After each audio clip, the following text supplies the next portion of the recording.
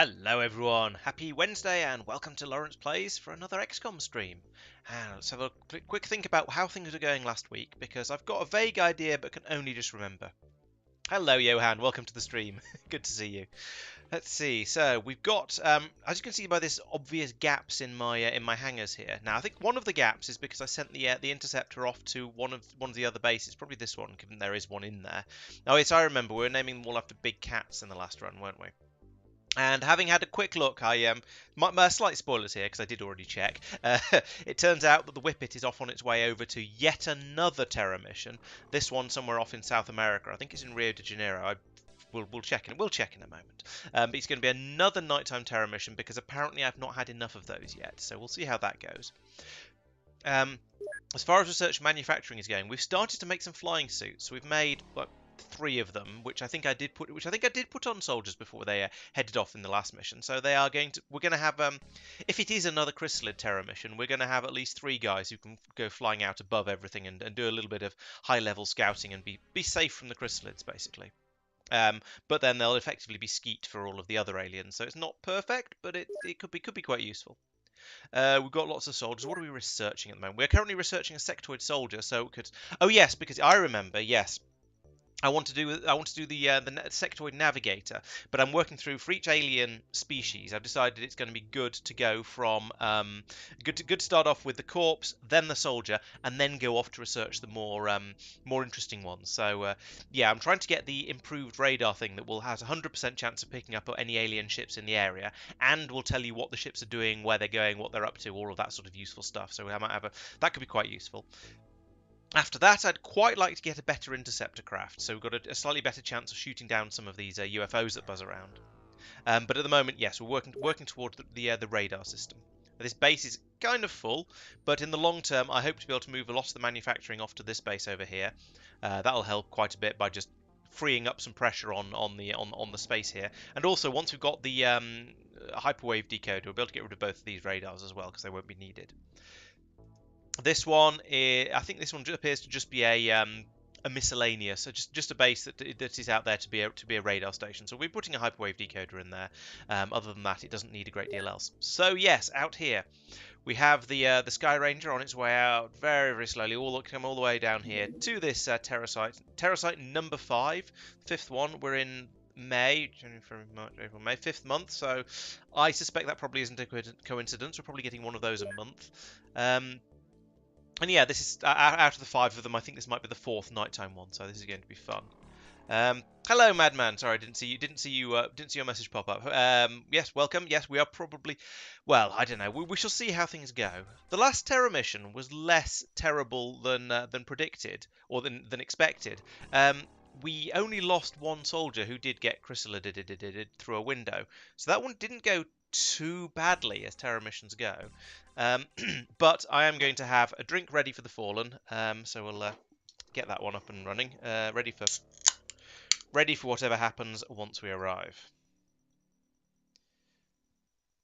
We'll also find out whether having a beer makes my strategic decisions better or worse. Actually, the strategic decisions are fine. It's the tactical decisions where I tend to struggle a little bit. Yes, you're probably right. The XCOM will allow me to build up some confidence, and then we'll go through and resoundingly just completely wreck it. So let's begin the mission. Let's see what we've got. Yes, it's a Terra site. We know. So did we? Okay, so we're packing plasma rifles, probably all the way through. Yeah, I think that's reasonable. So plasma rifles, they're not perfect. They don't do quite enough damage to take out a chrysalid with a single shot, but their accuracy is better than laser rifles, and their damage is a lot better than laser rifles. The only downside of them is that they actually do use a little bit of ammunition. But I think that's probably something I'm prepared to put up with, because, I mean, yeah, we'll use ammunition, but that's what it's there for. We've got quite a lot of it because we've been killing aliens left, right, and centre, so we've got a decent supply of that. Oh, we've still got we've got 1 guy, and it's me in plastic armor. That was an epic fail. Don't have that. Do have it's yeah, have a smoke grenade just in case the other guy. I'm also not sure who was at the front because I clicked through a bit too quickly. Ooh, Levin is so weak he can't take an additional smoke grenade. He can't take a smoke grenade. Preventative Fs. It'll take more than Fs in chat to keep all these guys alive, I'm afraid. I we we might be going to be ending up playing. Who's Dennis? Oh no, Dennis was some. Oh, persistent's not carrying a gun. Persistent, carry a gun. What are you doing, silly girl? Right. Let's also hand out. Let's hand out all the whatchamacallit, all the flares, because we are definitely going to need those. Joel's got a psionic football. I don't know if he's going to have any possible use for that, but we'll see. Mostly, I just want to make sure everyone's got at least 2 lights and preferably a smoke grenade, because if we don't, things are going to go badly wrong. You haven't got a smoke. Have a smoke. Okay, this looks reasonably good. Okay, let's give Zucker the rest. Yeah, Zucker's quite strong. Let's give Zucker the rest of the flares. Zucker can be our light them up, guy for lighting them up. Actually, no, better idea. Let's give the flares to somebody who can fly, because then they can just rain down light from above. Someone like Misdirect is already fairly heavily loaded, but is also really strong. So we'll give them a bunch of flares. Right, there we go. Oh, goody! We can see an alien already. He's right there. Now, there's good news and bad news here. So the good news is, well, firstly, the good news is we've seen this alien before he's started shooting at us. The bad news is he has a full set of time units. So as soon as we do anything, he's going to return fire. So let's try and... Okay, it's going to have to be Awesominity who shoots first, because he's got slightly better accuracy. We can't smoke yet, because the smoke grenade won't go off until the end of the turn. And if we throw a smoke grenade, the alien's going to go, oh hey, I see you there, and do reaction fire, and everybody's going to die, because that alien has full time units. Let's just, you know what? Let's have a little bit of fun with it first. We can't do anything too powerful, but if we find Joel, get out the psychic football. Let's investigate this alien just for the hell of it. So this is a sectoid medic. Oh, so we might be in with a chance here. This guy might be carrying a stun ball launcher, in which case if he does open fire on us, well, all the front ranks might fall asleep, but at least they won't die horribly. So that's potentially useful. Beyond that, we've got loads of other stuff. So anyway, yes, good news, bad news. Good news is we've seen him, and we get the first shot. Bad news is if we miss, he's got full time units and will return fire. Good news is it's sectoids. That means there aren't going to be any chrysalids out there. Medium news: there will be cyber discs, which are quite dangerous. They're quite tough, and they have they have a lot of time units. So they can do lots of shooting, but they're not chrysalids. So that's still actually really that is actually still good news. Bad news is that sectoids means there's going to be some psionic enemies out there, so they're going to be able to try and do mind control shenanigans against us. And the even worse news about that is that everybody's carrying plasma rifles, and plasma rifles are probably powerful enough to crack the power armor should anyone get a chance to shoot them. So things might go badly wrong here. We shall find out. So first things first, let's take out this sectoid. There we go. Other good news is that sectoids are really weak. So with plasma rifles, a hit is going to be a kill. It's just bound. They don't stand a chance against them, essentially. Right. So we've got that sectoid killed. Now that means we can start with the putting out smoke as is traditional. Awesominity, do you have enough time units to huck out a flare as well? You probably do. Let's put one of those around here just in case. There we go. I wasn't really expecting there to be anything else around there, but I don't like to be too cocky about this sort of thing, because this is XCOM after all. Now the good news is Peter's put us down right in the corner of the map this time, so there aren't going to be any enemies out this way. There aren't going to be enemies out this way, but we are right next to a road. So again, good news, bad news. There's going to be good lighting out here because of these street lights. So we're going when we do pop out, we'll do that next turn. Let's pop the smoke and have a look around. Oh, there's an alien in that house. There's the psionic attacks I was afraid of. There's a civilian upstairs who isn't dead. And Awesominity is panicked already. You just got a kill. That should have kept you happy for ages. Okay, so I suspect this house of containing an alien because a civilian just got shot inside here. However, first things first, well, we can't use awesomenity, so we're going to have to go out this way and try and do a quick scout from here in the smoke. Barclay, yes, let's start putting flares out because you've got lots of them. So we'll have one out here, please. What do you mean you can't throw over the hedge? Why not? There we go, that'll do. Okay, so we'll put one out there. We'll have a look over here. There shouldn't be any. Actually, let's look under the Sky Ranger because we've been caught out by that one before. Okay, so that area seems to be safe. Let's get the guy who didn't get dressed properly to come out over here and stand here, ready to. Well, just generally ready and hoping for the best. No, not you. You can't do anything because you panicked. Zucker, you can get out and stand over here. Right, it is dark. So what we've got here is we've got lighting along the road. So if there's any aliens along here, we'll be able to see them. We've got a bit of light over here. So if there's any aliens come through the park, again, we'll be able to see them. I'm a little bit worried about over here actually. So let's put a flare out that way as well. I'm going to be really, really liberal with the flares because I would much rather waste a buttload of flares than not see an alien that's coming to bite me in the face. Yes, the Fs do seem to be working. So far, we're all alive, which is much appreciated. Let's bring Dennis out next. And, if I put him here, then he can have a look in through that window. And we can see if there is actually an alien in there, maybe. Oh, no, there's a civilian in there. That's interesting. Okay. So in that case, that building might be safer than I was expecting. Let's bring Joel out to here and have a look up this side of the building, just in case. Maybe there's an alien shooting in through the window. I don't know. Let's. I was going to do a tactical crouch, but he's only got 2 time units left, so he isn't going to do a tactical crouch. I think the next thing. I think now we're just going to be dismounting, debussing as sensibly as possible. Get everyone out. Keep our lines of fire open as much as possible, and just try and be ready for whatever nonsense happens in the next turn. Can't even get you that far. Let's bring Mike over here. Who's this? Misdirect. Okay, let's put you up on top of the Sky Ranger. Wibble, wibble, wibble. To have a good look around and provide covering fire from high up.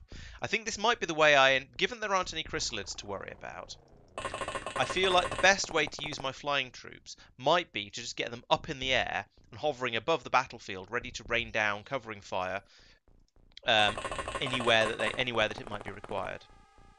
How are we doing now? We're nearly there. We've got 2 more to come out.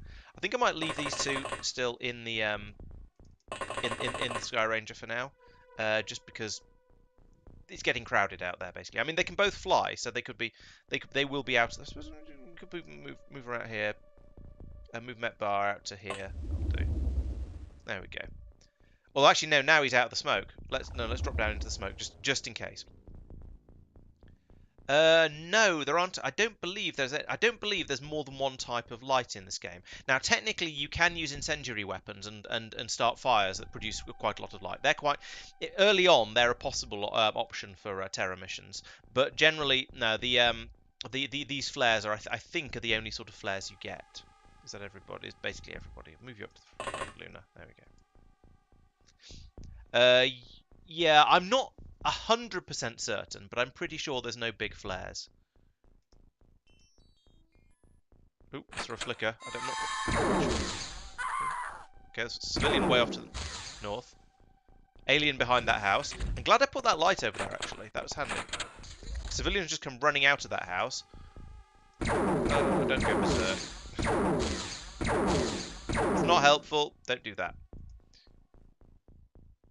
Okay, so we know there's an alien over here. There's one up about here somewhere, and I still think there might be one over here because there was that very, very brief flicker at the start of the turn that makes me suspicious. But let's work with the really, really likely is the wrong word, but the one we already know is definitely over there. That one basically. And let's provide the fire from someone who's in more or less in the middle, because again, avoiding return fire. Now this alien has shot, so they're almost good shot persistent. I approve of that. The other two went into the road, but maybe you're just tracking downwards as he fell. I'm very happy with that first shot. Okay, good. So there we go. Got that alien dealt with. Now over here, where did that civilian's there, right in front of my dude. So I can send. Let's send Mike up the side of the house, I think. We've actually not brought any explosives on this mission because we've got to the point where explosives, they're not really worth it. They do this. They have the splash damage, but we're getting to the point. The soldiers are just about good enough now. Oh, there's one. The soldiers are just about good enough that we don't need to blow up half the city in order to get whatever we're aiming for. They will. There's a reasonable chance that with putting a bit of fire down, they'll put the damage down. And the direct fire weapons tend to be quite a lot more. Tend to do quite a lot more damage. Can you shoot him? No, there's a wall in the way. What if I tell you to try really, really hard? Ooh, don't shoot the civilian, please. That's better. I do. Part of me really, really appreciates. Yeah, we're not going to be smashing up any buildings, I'm afraid. The barns are safe for once. Whilst part of me really appreciates the way that XCOM lets you just use the fact that one soldier's worked out where an alien is to tell all the other ones to open fire on them. Part of me does feel it's a little bit silly, and I suppose you could say they're putting down heavy automatic weapons fire, and that's why so they don't need to know exactly where the alien is. They're just spraying and praying. Putting down enough volume of fire is that they can take out anything that the aliens are probably going to get hit. But also, part of me thinks it's silly. Let's move to here. Joel, yes, you'll do. Let's move you to here. Look up that way. Not seeing anything. Okay, good. In that case, I'm prepared to move Barclay to here, and also look over there. Okay, it's a bit dark, but basically we're kind of okay with that. Persistent. Can you put down another light further into this field over here? This park. We're in a city. It's a park. Can you put it way out here somewhere? There we go. That's perfect. Now it's gone out of. She's thrown it way out of line of sight, but that's okay because as we advance, that area will be lit up. Now we've got a nice area of illumination around here because of the streets, as I was saying. Let's run. No, not Busk. Let's run Mark into this building. And then the next turn, he can have a look out through that window and get a good look at what's going on up there. So that'll give us a bit of a scout that way. Mike can continue around this side and have a look over here. People like Misdirect can go even higher. I mean, as I say, there's a slight risk of them being treated as skeet by the aliens, but I think if they're this far back, they're probably all right. Let's do the same thing with Metvar, and also whoever this is, Luna. So you can come up to about here. There we go. Now we've got aerial fire support, close air support we can call it, and ready for when it's needed. Now Awesomeness is still panicking. Bagel is going berserk, so I should probably get those two to drop their weapons and just run around providing torchlight support or something like that. But for now, I can't because they're out of time units. Oh, you've already moved. Damn it, shouldn't have done that. No, you haven't moved yet, Dennis. I think I'll just move Dennis to here, and then we'll call it there, and then in the next turn, we'll rush across the street and try and get into some sort of cover on this side. I don't really like crossing streets. It's dangerous. You have to look both ways, and there's still a fairly high chance of an alien coming flying out of nowhere and trying to pancake you. So this could be tricky. Hey, Persistent, welcome. You pulled off a really good shot earlier. I was very impressed. You're definitely earning your pay. And I think that's everybody. Okay, no, Misdirect has moved a little bit. She, I'm not 100% sure.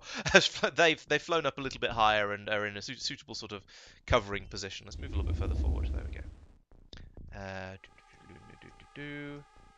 That looks like basically everybody. Zucker's not. Yeah, we're not gonna try and cross the road until it's safe. Yep, that's everyone. Okay, let's see what happens now. Hello, Al. Oh, you know, you'd already spoken. Sorry. Welcome as well. Yes, setting buildings on fire or setting. What's that? Oh, over there as well. Okay. And now we're down to civilians. Good. Yeah, setting fires is quite an effective tactic for earlier on in the game. But then the problem is, you then have to choose whether you want to have your heavy cannons loaded with high explosives, which is great for the explosion and the being able to destroy things with splash damage. Oh, come on, that was rubbish. Mike, you're a noodle arm. Yeah, so splash damage is very, very useful because it does lots and lots of damage over a large area and means you don't have to be quite as accurate. But the problem with using incendiary weapons, so it's very, very useful. The problem with incendiary weapons is it means you can't do that because you've got your weapons loaded with incendiary armor instead. No goody, we've just found a cyber disc. Actually, that's okay because it's a distance away and we have all of our close air support people ready to open fire on it. So let's start with this.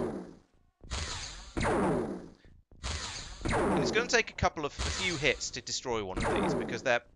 I said hits. Thank you. Yeah, going to take a few hits to destroy one of those because they're quite tough. But because we've got plasma rifles now, it is sort of typically 3 hits, and it's not. You keep shooting and shooting and shooting, and eventually, if you're really, really lucky, it might die. So yeah, you might remember one of our earlier terror missions where we had basically we had I think we might have had a few heavy cannons. We had one of the auto cannons with the high explosive rounds, and then we had a load of guys with just rifles. And oh, good shot. I think that was Metbar. Good shot. Anyway. I don't know where that one went, possibly for the cyber disc, but the other two were good shots. Oh dear. Yes, so yeah, we had a load of shots that just went completely wild, and no, early mission we had the weapons didn't do very much damage, so we were just plinking away at the damn things, and it was doing almost nothing, and that's incredibly frustrating. Ooh, we spotted another one. Where is it? Is it there? Ah, yes, I see you. So if we get Zucker to stand there, I don't want to give all the kills to the aerial people. So where possible, I'll try and get some of the other people to take pot shots. And oh, there we go. Okay. I was beginning to say I think Zucker just wants to be a horticulturalist because he's doing some gardening in the area in the middle here. But no, I eventually managed to start putting rounds where I wanted them.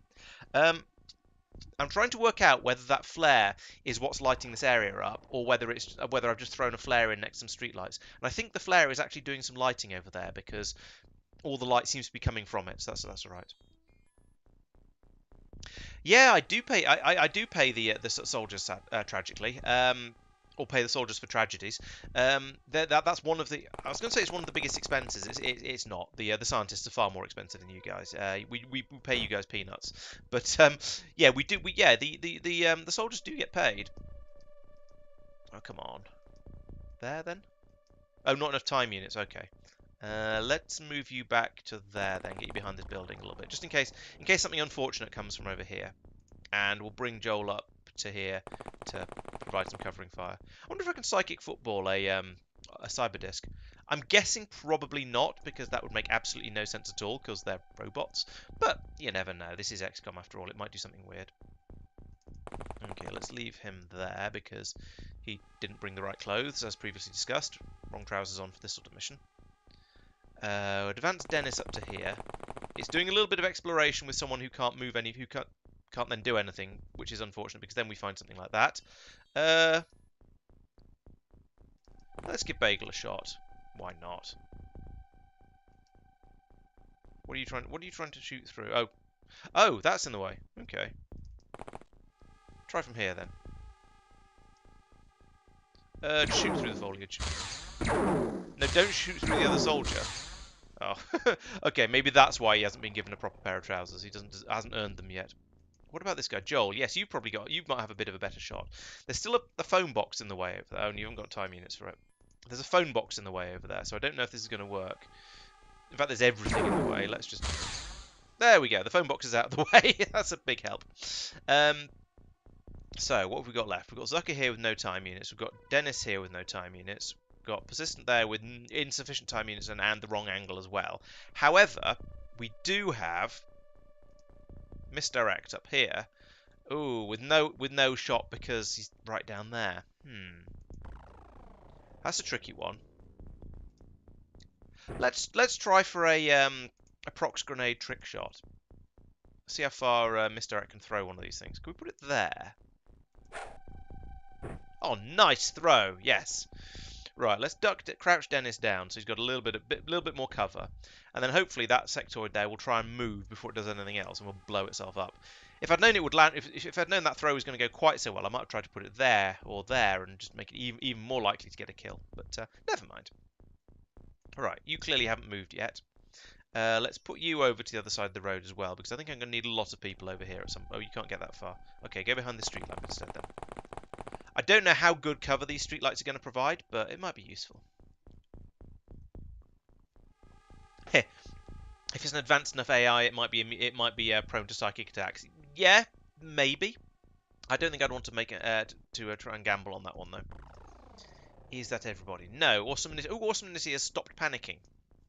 Now we have a tricky decision here. Yeah, let's fill up with prox mines and not a rifle.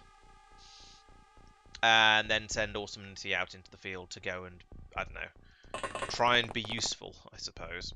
Because he's a psychic weenie, apparently. Why am I clicking that there? And now here, you've moved. Oh, whoa! Oh yeah, that's that one over there. Okay, that's all right. Mark has not moved very much, but he's in a good place. I'm going to leave him there. Right. Let's see what happens. Let's see what happens with that sectoid up there. Ah! It moves straight past the grenade. Damn it. Also, we somehow can't see it now. That civilian is going a long way. Right, so we know there's a sectoid over here somewhere. Maybe it's gone down the side here? There's a path up the side over here. So let's move to here. Yikes. I'm pretty sure that shot came from further away than this. Oh, there's two sectoids visible. Two enemies visible. Where's the other one? Yes, you. And... Okay, there's one hiding there as well. Right, okay. We have a shooting gallery.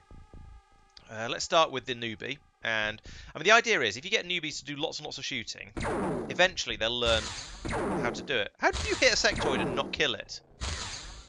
Seriously. Sectoids have approximately no health. How did you hit a sectoid twice and not kill it?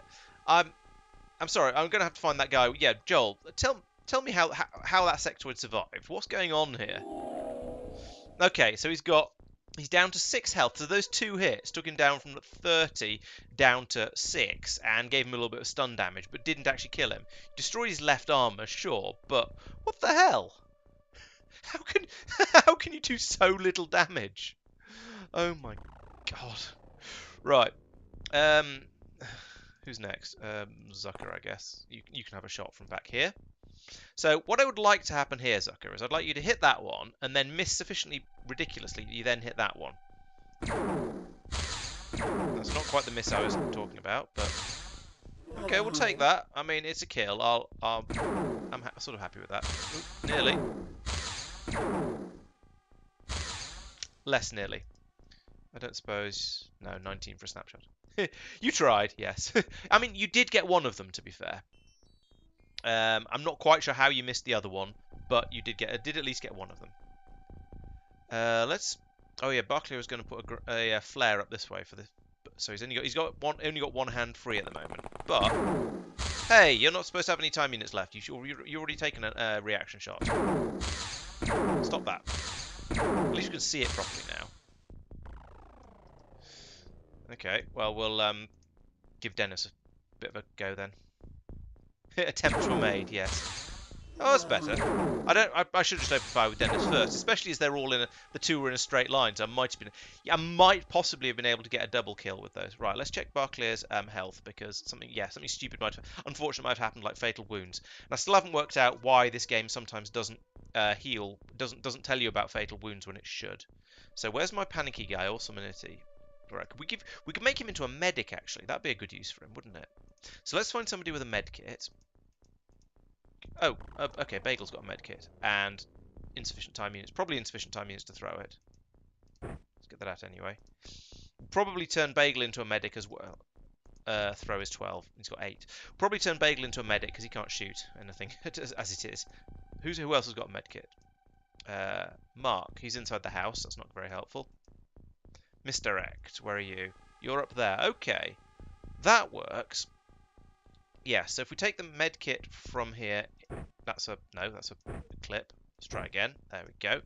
And we throw this to here. Good throw. Awesomity can pick that up. I said can pick that up. There we go. And it was this guy, wasn't it, who was hurt? Barclay. Yes, he's got the 2 wounds. So we'll run him back as far as we can this way. Just okay, straight there. That'll do. And run Awesomity over here. And we've not got enough time units for medkits, but that's okay because Barclay does have 31 health and only 2 fatal wounds. So we've got 50. I mean, to be honest, he's got 15 turns before he'll croak from the wounds. We might as well patch him up, but we're not in a hurry.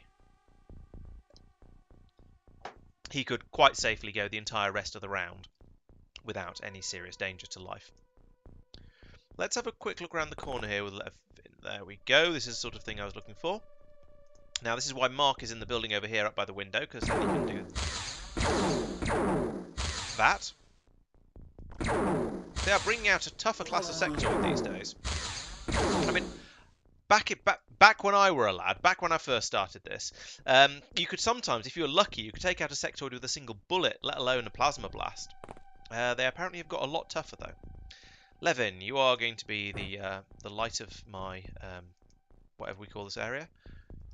Light of my park. Out of range. You're another noodle arm, are you? I mean, that was kind of crap. It's right between 2 of the streetlights. It did nothing useful.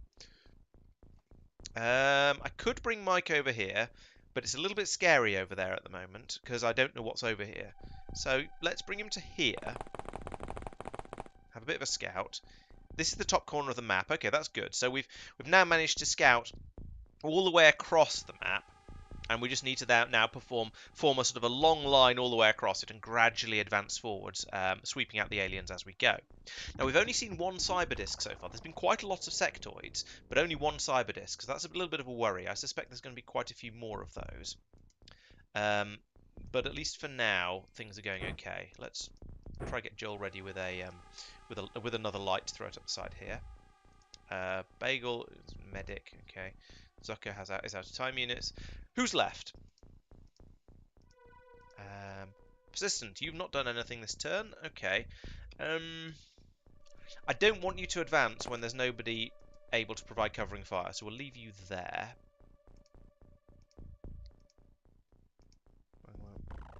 Busk. Let's bring you over here to provide a bit more supporting fire on this, a bit more camaraderie on this side of the street. Mister, you've done so. Oh yeah, you threw a medikit down. I remember. Then there's the other members of the aerial squad. So let's move one of them over here, because I think from up here we shouldn't see anything new. This should be a safe move because there are soldiers further out in all directions. So moving to there is safe. Luna, move you forwards a little bit, I think, because I want to be able to, get good covering fire over the entire area. Yes, indeed, through the through the medkit all the way down onto the ground. Yeah, it's not an ideal place to be standing. They're not the most forward soldier. I think that prize goes to Dennis, who actually I think I will crouch just in case. So I reckon Barclay is probably safe. Turn him round though a little bit, so he's got front armor pointing towards where the aliens might come from. So I think this is probably going to be about the best arrangement of soldiers I can manage at this point. We shall have to see what happens, but I think we've killed all the aliens we've seen at this point, so things are going as well as realistically possible. Misdirect is okay up there, I think. Safe is a sliding scale. They are safe for XCOM, the soldiers. They are in a position where they probably won't get shot at. Probably. No promises are no promises expressed or implied. We shall see what happens, though. Right now. Oh. Okay, this seems to be mostly civilian. I didn't see what the... Oh, there's a cyber disc, though. Why did we not see that move? Okay, so I saw a little bit of movement over here right at the start of the of things moving, but I didn't see what it was. It sounded like a civilian, but you never know. So let's deal with this first. Use the medikit. Torso, heal, heal. There we go. And have some painkillers as well, just because they're there. We might as well get you drugged up a little bit. Right, so Barclair is now no longer has fatal wounds, but he does have a low reduced health count. So. I thought I saw a I've seen an alien thing pop up in the corner then, while that flare was in the air.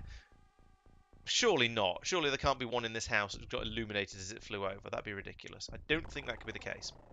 However, there is a cyber disc over here, which presumably has been spotted by Mark. Yes. So let's get Mike to open fire on it from here, because he's out of sight, and therefore he can just shoot at the area that Mark is telling him to shoot at. So, you know, left a bit, right a bit. That's, yeah, close enough. It's going to go bang. So we'll take some pot shots at this from over there, and probably take out the street light, or what might have been a fire hydrant. There we go. Okay, he's got his sights in now, so he's going to actually be able to hit things. Excellent. Right, well, good shooting, Mike. You can paint a cyber disc on the side of your armor or something. Any more up here? No, looks fairly quiet. I think I have no lights left. Okay, I was going to say I think I want to put some more torches out this way because there's a dark area over. Oh, actually, no, this is the edge of the map. That's almost okay. I don't think there's anything in this building because it would have done something in the last turn, like come out and done something unfortunate to Mike. So let's move Mark forward a little bit to here.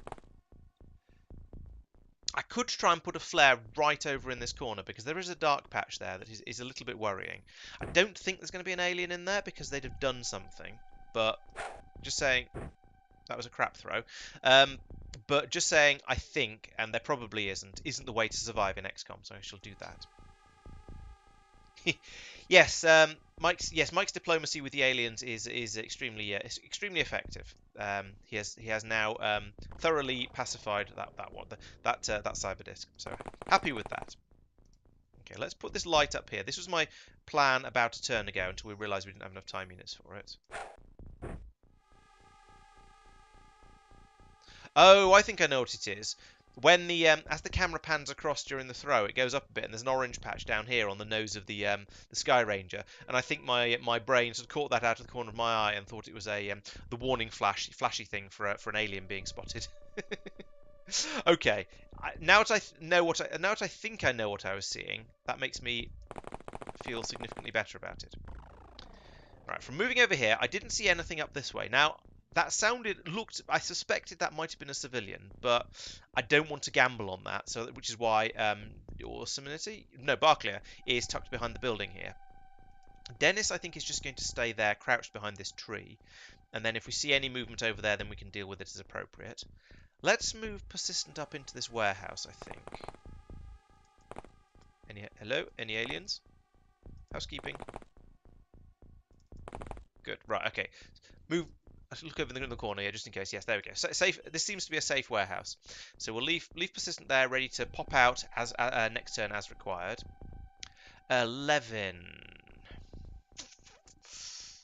I'm not going to leave you standing there because that's a really, really bad idea. I'm tempted to put you inside this warehouse as well. Yeah, I think that's probably a good idea. It's a bit of cover, and it's advanced you a little bit. And leave Busk down here, more or less. Now, Mike has done some shooting this turn. Mark has done some throwing of lights and things.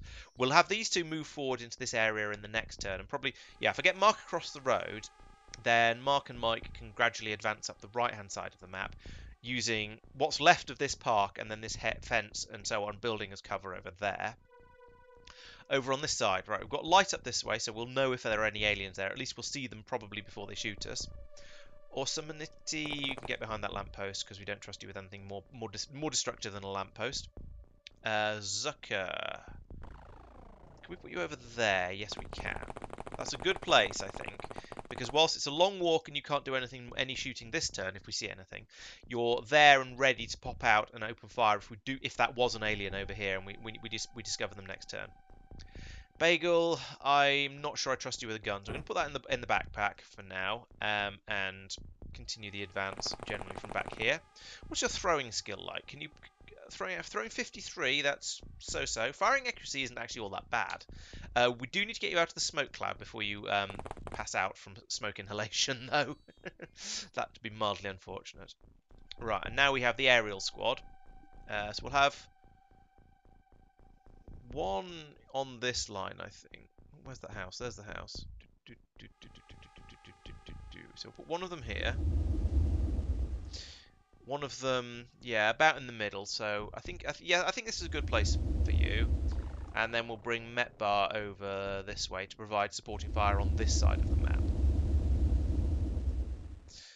Right, I think that's quite a good layout of troops. And I also think everybody has been. No, Madman, this is the guy who's still in the plastic armor. It doesn't show a picture of him. He's still in plastic armor, which is why he's getting smoke inhalation problems. The rest of them, yeah, the rest of them seem to be absolutely fine. The guys who are actually wearing their power armor haven't got smoke inhalation problems. It's just the Muppet who came out in his pajamas who's having issues with it. Right, let's give him a go. See what they can do. Oh, I knew there was an alien up there. That one, in fact. We spotted him. We got off a reaction shot. Oh, and a second reaction shot. Nice. Good shooting. Right, so yeah, I was right about there being an alien under there. Unfortunately, the first reaction shot wasn't good enough to save the life of this civilian. However, the second reaction shot wasn't good enough to save the life of all my XCOM agents. Oh, there is a prox mine there. I mustn't forget about that one and just blunder persistent straight into it, because that would be embarrassing, and we don't want that to happen. We don't like being embarrassed in XCOM. That's something we try to avoid. Murder, sure. Murder and destruction and death and so on. Fine. That's sort of one of the, not perks of the job, one of the risks of the job. That's the word. But embarrassment, no, we can't be having any of that. I don't even know if he's got a line of. Ooh, yeah, okay, he has got a line of fire. He's just dealing with some of the scenery that's in the way first. For certain values of dealing with. You're even crouched down, Dennis. What the hell? Oh my goodness. Right. Oh yeah, Barclay was the one who got injured. I shouldn't be using him for any of this sort of nonsense. Awesomenity isn't trusted with a gun, so he can't do any shooting. Bagel. Yeah, all right. Let's try it. What's the worst that could happen? Worst that could happen is he shoots Dennis in the back of the head. But given Dennis's apparent aim, that might be a mercy. That's another street light out. Oh, there we go. That's better. You see, that's what's supposed to happen when you shoot a sectoid. They're supposed to go down with a single shot because they're really, really weedy. I don't know why. I don't know why the other one that we were shooting at before, this one here, managed to take three of them to the face before he went down. It just seems a bit, I don't know, excessive. Okay, nothing in view at the moment from here. Mike, have a look inside this shop. So just make sure everything we want has been bought. Yes, good. Okay. Oh, you have that is your move. Fine. How did you... Hang on, you only moved from about here. Mike, how slow are you? Oh, right, 51 time units. That is a bit rubbish. Mark has got 67, and we'll show you how it's done. No, he won't, because he has to go out the garden. Oh, no, it was a shot out of the fence there, not a shot out of shot out of the wall there, not a shot out of the fence. I thought he was going to be able to just pop out the front here where the fence had been destroyed, but it actually hadn't been destroyed. Right. Persistent. Yeah, let's bring you out. Go carefully round the prox mine. And up against this wall here. Check over there just in case. Good. That seems nice and safe. I'm going to continue trying to keep my soldiers in cover, because that seems like a good idea somehow. But there's nowhere up there that really needs lights at the moment, so let's shove Awesomenity in there as the medic. And we'll move... oh no, Dennis has used all his time units on shooting. I suppose that's acceptable. It's kind of what time units are for, but the fact that he didn't hit anything with them is a little bit upsetting. Let's have a quick look outside, because of reasons like that. Has anyone got any time units left? Yes, Busk has. Right, Busk. It takes three hits to kill one of these usually. That's one.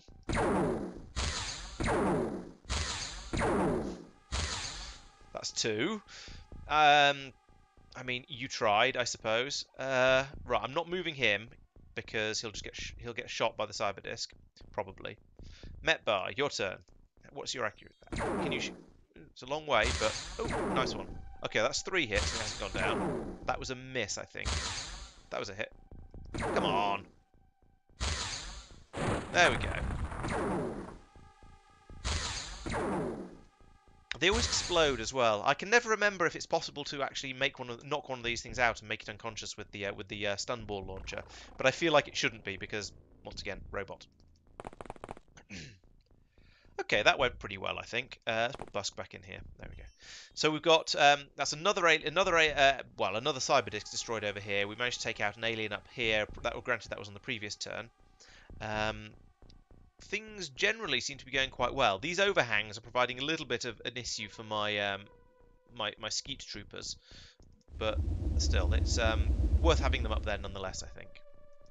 I have a feeling that having a third one over here is going, or having a second one on this side of the map is going to be potentially useful, because my gut feeling tells me that there's a remaining alien up here somewhere.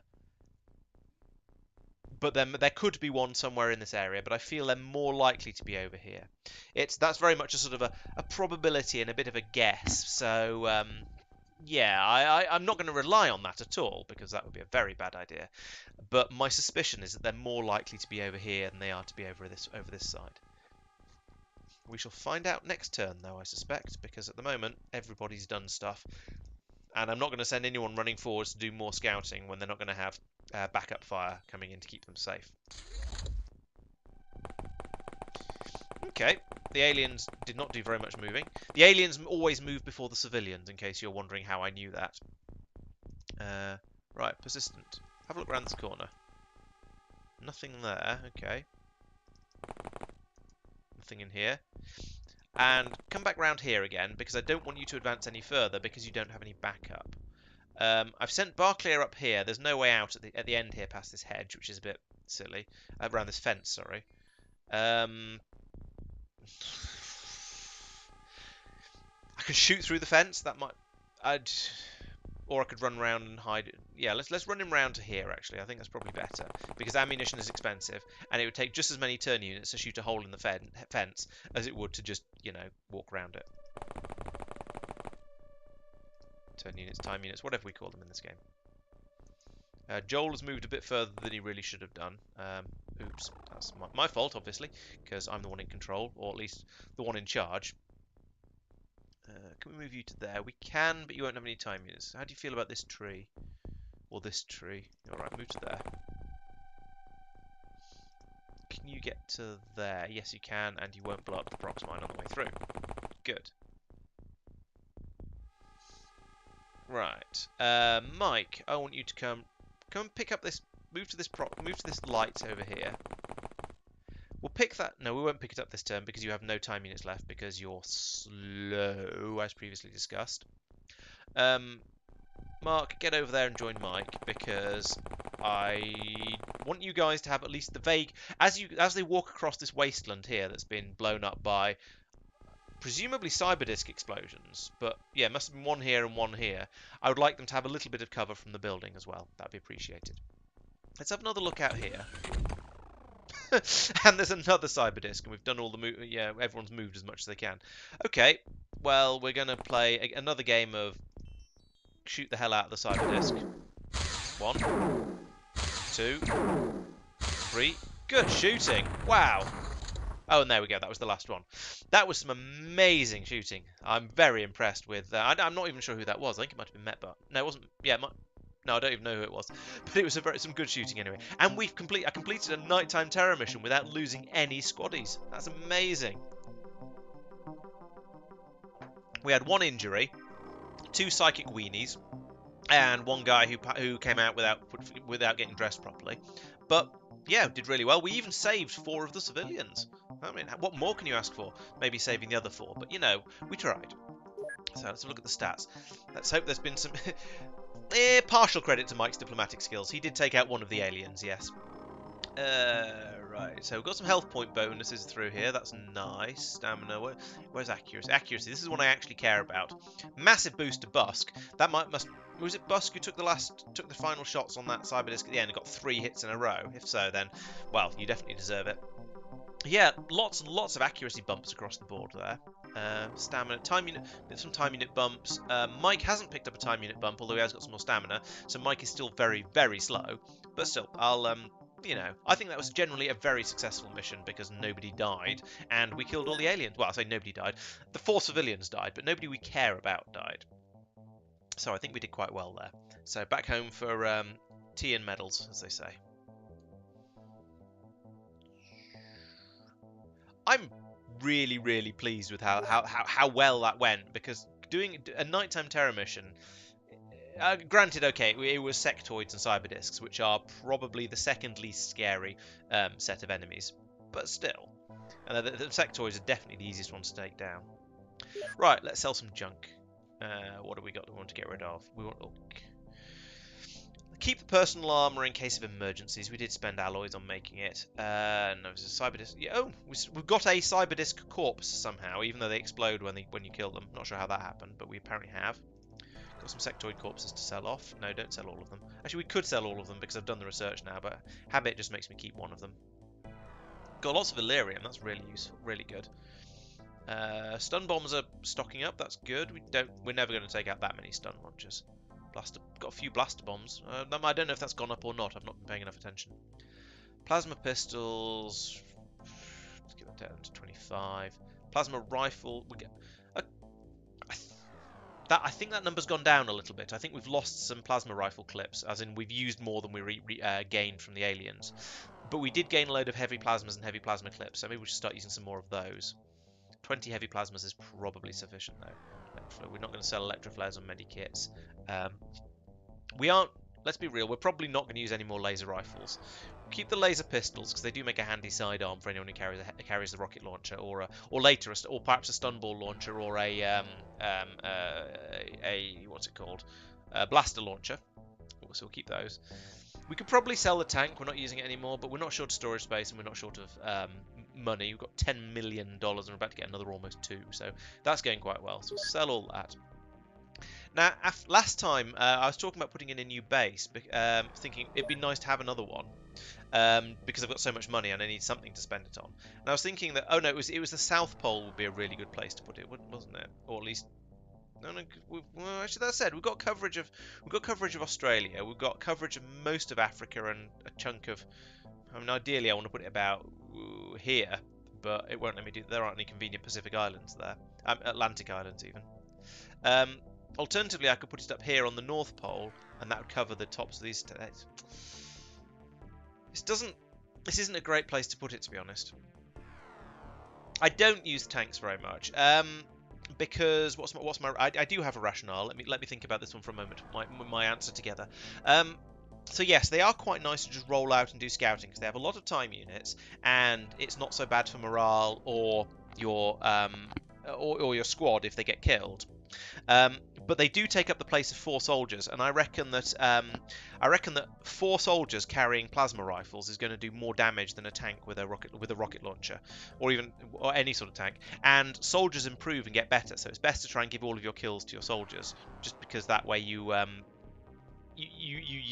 get more useful XP. I'm not actually sure it's worth putting out another base. Pretty much everywhere is covered, except, let's get the world the right way up again. Except the southern half of these 2 continents, and but there isn't anywhere to put one that would get both of those. So I think I might not build a new base for now. I think what I will do instead is just yeah, tank is a 2x2 unit, so if you put in a tank, you lose 4 soldiers essentially. There's nothing you can do about it.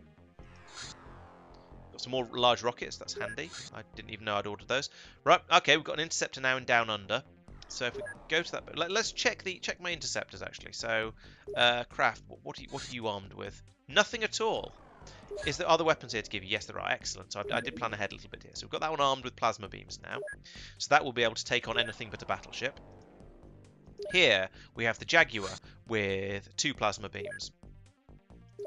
And here we have the Leopard, again with 2 plasma beams. Excellent.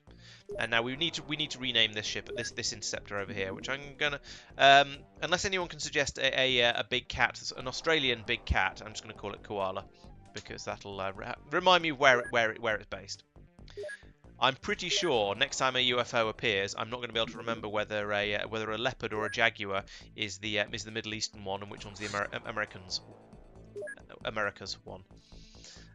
But never mind, we'll try and get the right ships launched. Okay, more time can pass. We finished the research. Sectoid soldier. What do we find out? So it's soldiers to leaders with powerful psionic abilities. Psionic powers can be used to demoralize soldiers or even take control of their minds. Tend to indulge in human abductions, cattle mutilation. Abductions used to extract genetic material, crossbreeding, developing clones, infiltrating human society, aka the Thin Men from the remake. Cattle provide both nutrition and genetic material. Okay, I don't want to think about that. Want to develop superior genetic ability hybrids to increase the efficiency of their hive-like society. Well, we find out more about those in the remake, which I may play at some point in the future. Yes, Jeremy, you're quite... Hello, Metbar, welcome. Jeremy, you're quite right. I could... Terror from the Deep would let me put a base there, but then I'd be playing Terror from the Deep, and that would be horrible. Nobody likes Terror from the Deep. So next up, I was going to go, yeah, Sectoid Navigator. That was going to be my next project, so we'll do that one. You know what? Let's go and tell Bagel to put some proper trousers on, because I don't want him to go out in his pajamas again. Where is he? Seriously? Oh, there he is. That's not the thing I was meant to do. That was meant to be armor. There we go. That's better. Uncle Bagel have a... No, don't have a fly. You certainly haven't earned a flying suit. Let's take Barclay's power suit, because he doesn't deserve it at the moment because he's injured, or he doesn't need it at the moment because he's injured. We'll give you that. We'll take away Sam's power armor as well. Oh, Busk is actually a really good shot already, I think, assuming I've got these people ordered by accuracy, which I probably have. Stephen Hall, you can have some personal armor. I need to rename Stephen Hall. That looks like a game-assigned name.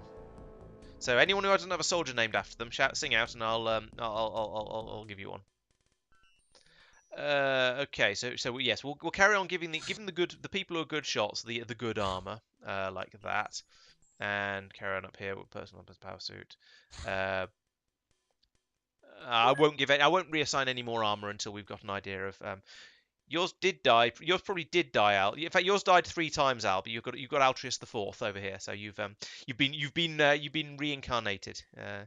Your great grandson. Great grandson.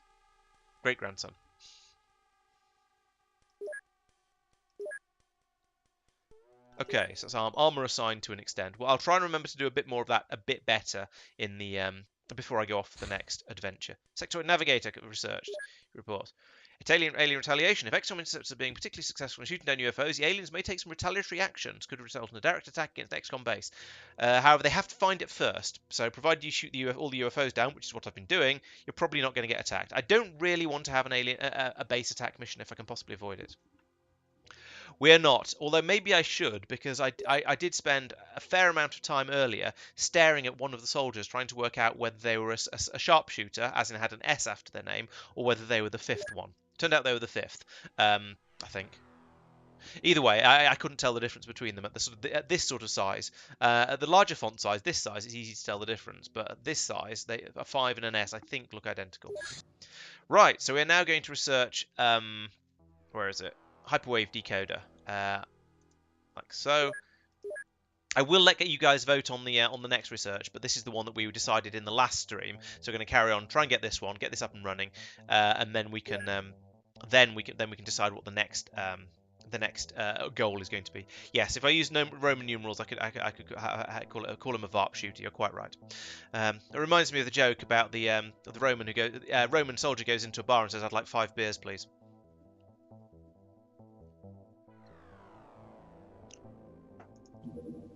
The other half of that joke is the Roman soldier who goes into a bar and orders a martinez, and the barman says, "Do you mean a martini?" And he says, "If I wanted a double, I'd ask for it." Right. So what was this? Was a small or a very small? This is a small. Okay. So we are going to get, if assuming we shoot this one down, which I think we will, because it's now in radar. Ooh.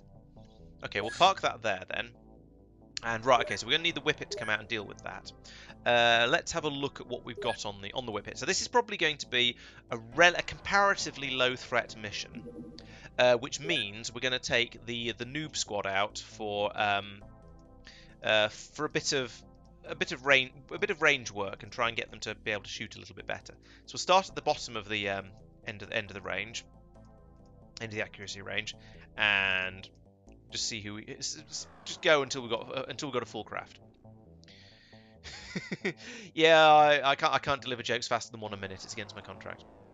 So we still need to rename Stephen Hall. I don't know who we've got who needs a name at the moment. Actually, I didn't see a Jeremy as I was going through there, so we'll name him after Jeremy since he popped up and said something.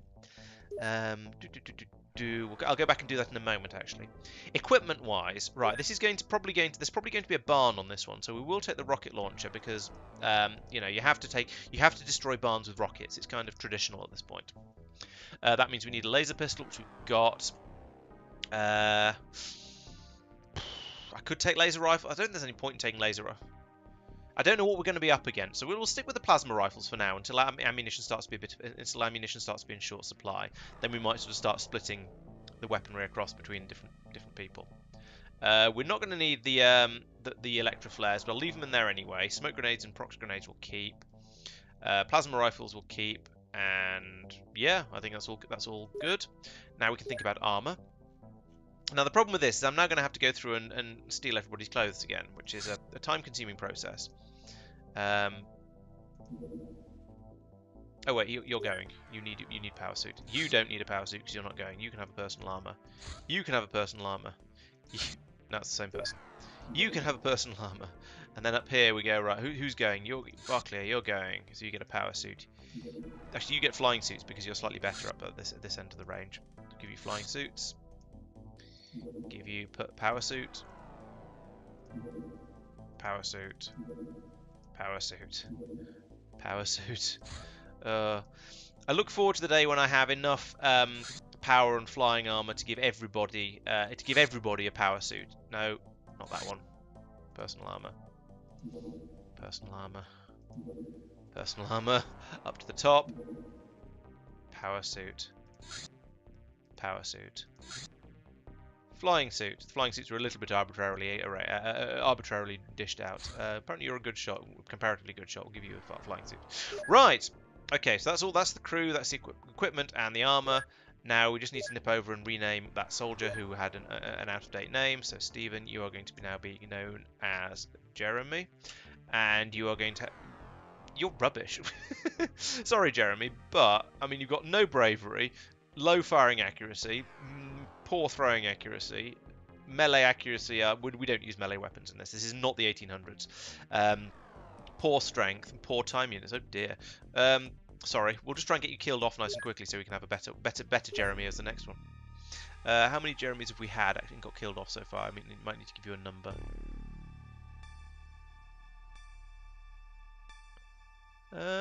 None. Okay, I could have sworn we'd already had a Jeremy. I apologise for that.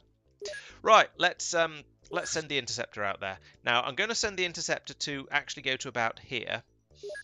And in an attempt to... Well, actually, no, let's not. Let's send the interceptor directly for it, and we'll see whether it's still daytime when it gets there.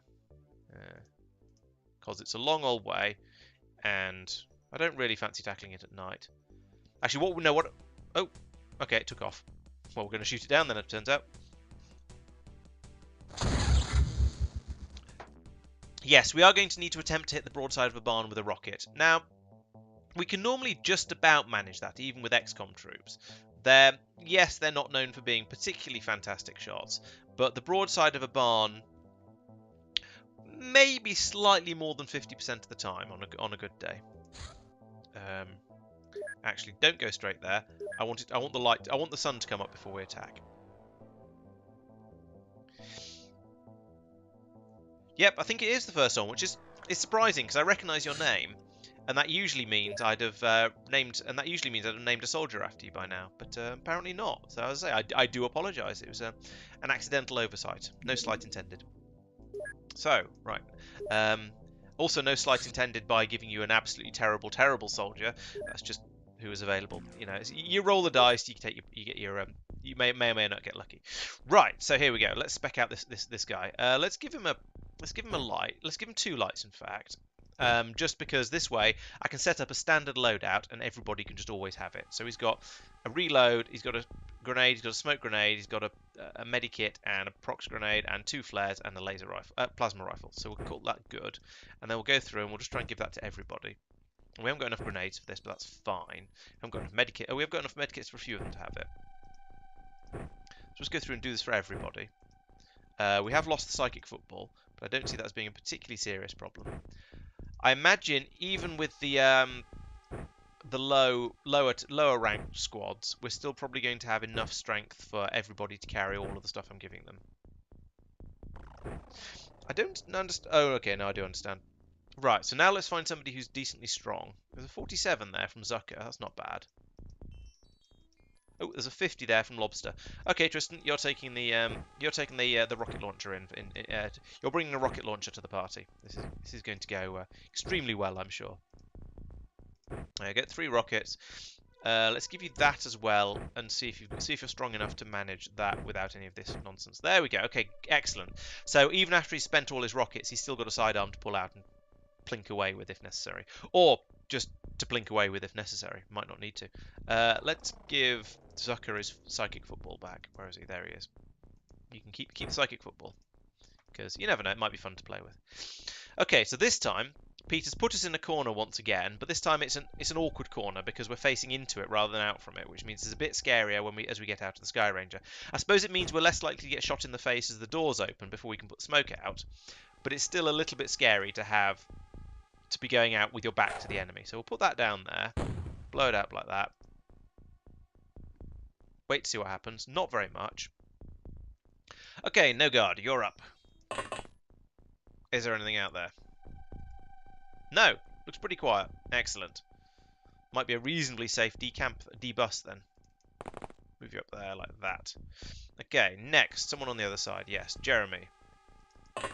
Your first scouting. You can stand down here and look out over this way. Great. Next, we'll bring Calcium out and put him up here on top of the Sky Ranger. Please don't. Okay, so No-Guard didn't spot those guys. Now, it's not his fault, to be fair, because he's standing in smoke, and therefore his vision is a bit limited. Maybe I probably should have looked around a little bit better, but we'll, you know, do the shooty-shooty thing and see how things go. Okay, Jeremy, you're going to get your first ever shooting attempt at shooting, and well, you managed to uncover the second Snake Man, so partial credit for that. Okay, let's get Gort out over here. These are names I've not heard for a while.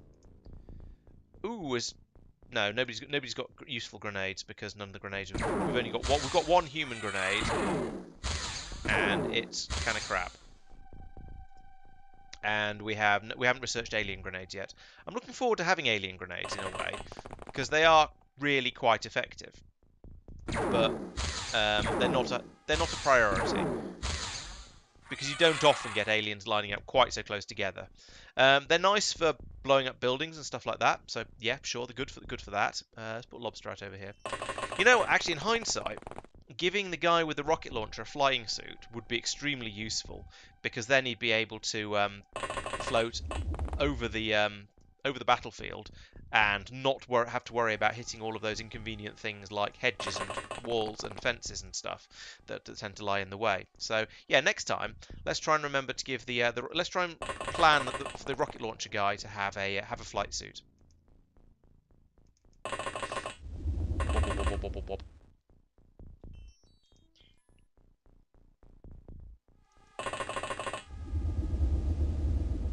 We'll get them up a little bit higher in the next turn.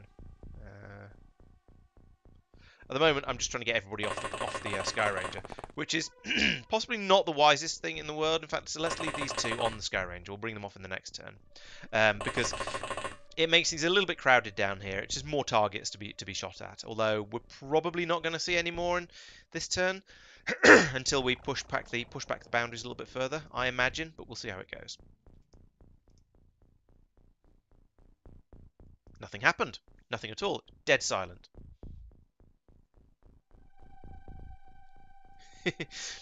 There was obviously one standardized sound effects pack available in the 90s that everybody was using. Let's continue with using Jeremy to take shots at these guys because he needs the XP because he's the new guy. I mean, to be fair, everybody on this mission needs the XP because they're not very good shots. So this might not be entirely, but I think Jeremy appears to be especially needful of it.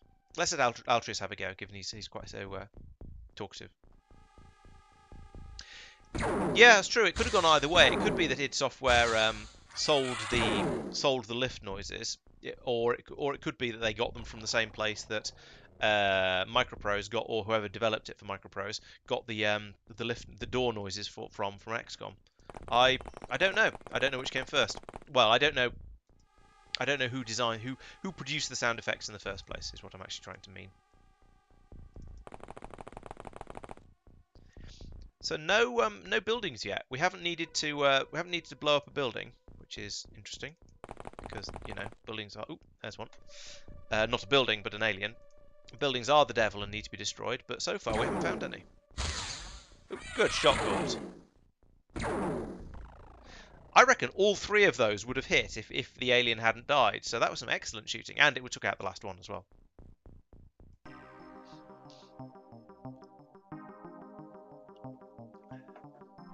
Alright, rating. Only okay. I mean, that was a perfect mission. We killed all the aliens, we got all their stuff, and we got all their artifacts and their bits and pieces from the ship. I mean, the only way we could have done it better is if the previous ship that shot that one down had done a bit less damage to it. But we still only get an okay. But yeah, I know it depends it depends entirely on the number of points you earn. And if there aren't enough points available to earn, then what can you do? Accuracy bump for Jeremy, accuracy bump for Altruis. Good, we'll take those.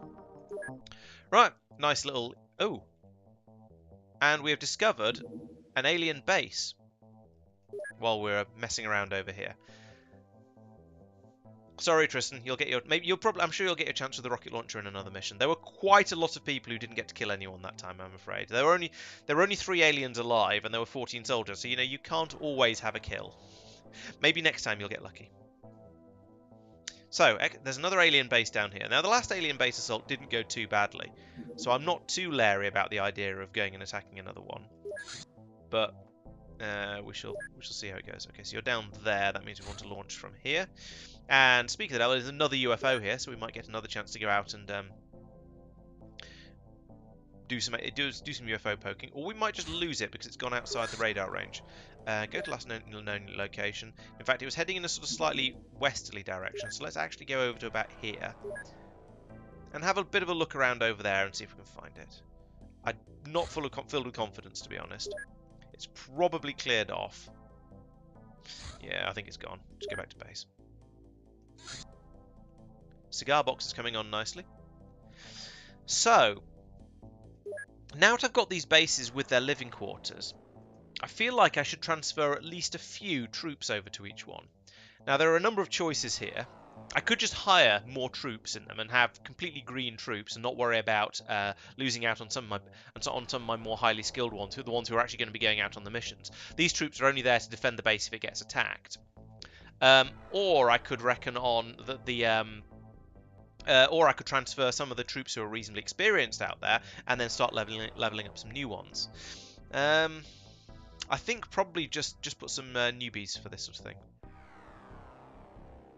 Did I send Ready Whippet out? Yes, it is the wrong ship to send out for that. It's a good thing you didn't find anything then, to be honest, isn't it? Dope. But right, this is going to be my workshop base. So let's put in some more facilities on this one. So we're going to need another workshop, and we're going to need another living quarters for all the engineers, and I think probably another workshop as well. I put those the wrong way around, but never mind. So now we're going to have three workshops and 2 living quarters and some storage space. So we'll be able to start just building stuff in this base. I'll probably let's put in another hangar as well, because then this can be the one that builds the new aircraft as well. Then over here, this is just a radar base. So we shall purchase some soldiers for this one. We'll have 5 soldiers in each base, I think, because then at least we've got a chance. Yeah, 5 soldiers, so I'm not paying too much for them. And then we'll transfer some laser rifles over to each of these as well, so they've got something to defend the base with, and some probably personal armor for now. Maybe I'll just send some power armor over when we have enough flying armor for everybody. So purchase 5 soldiers. We'll go over to Bagelville, and we will do a transfer to, firstly we'll do Cigar Box, and we shall send them, where are the laser rifles? Here are the laser rifles. 5 laser rifles, and 5 personal armors. Then we should go into, then we have to go into Equip Craft and Whip It and Armor. And then we'll take some personal armors away from these people, because just no, they're needed somewhere else. Then we've got 5 of them now, and we can do another transfer, this time to Down Under, and we shall send them another 5. Where are the laser rifles? Here are the laser rifles. 5 laser rifles and all 5 personal armors are down here. Right, okay, so those bases are now at least nominally defended. If they get attacked, there's a small chance I might be able to defend them. I wouldn't like to bet on it, to be honest, because there's an attack is going to be fairly harsh, but what can we do? So we've developed a hyperwave decoder, hadn't we? No, we're researching a hyperwave decoder. Okay, so we've got still got a bit of time to go on that one. So this is going to be the Leopard. I'll get the right one this time. Send it out after that UFO.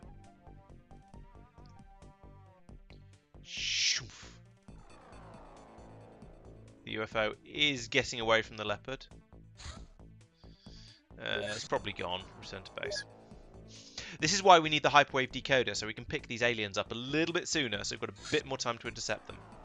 Where is it? Oh, okay, maybe it just flew over the Atlantic then. Let's send the Jaguar out to go and get it. Maybe. It just stopped there. That was inside tracking range. Let's go to the last known UFO location. Did it touch down or do something weird there? I don't know. Have a good look around, Jaguar. Right, that was my suspicion, Al. I suspected they'd probably they were probably sound effects that they just used because they were available.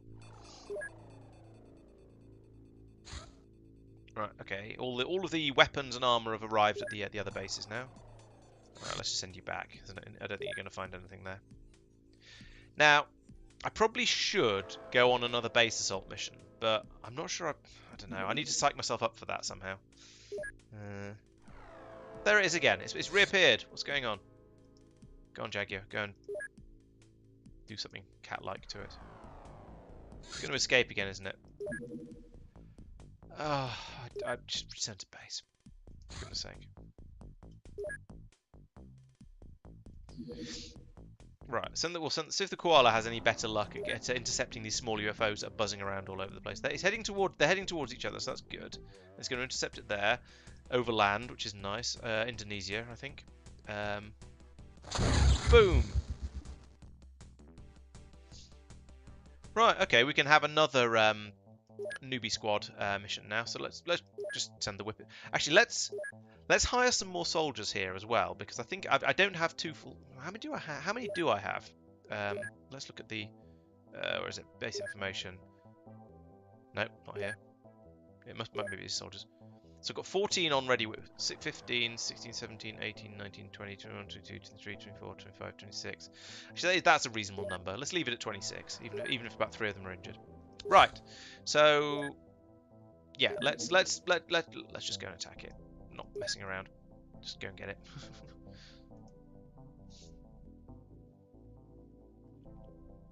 Once again, we will make sure the dawn is going to break before it. Ooh, maybe it's not actually. No, it's not. Let's see for us. Just a new target. Go here. So we'll wait for dawn, as previously discussed.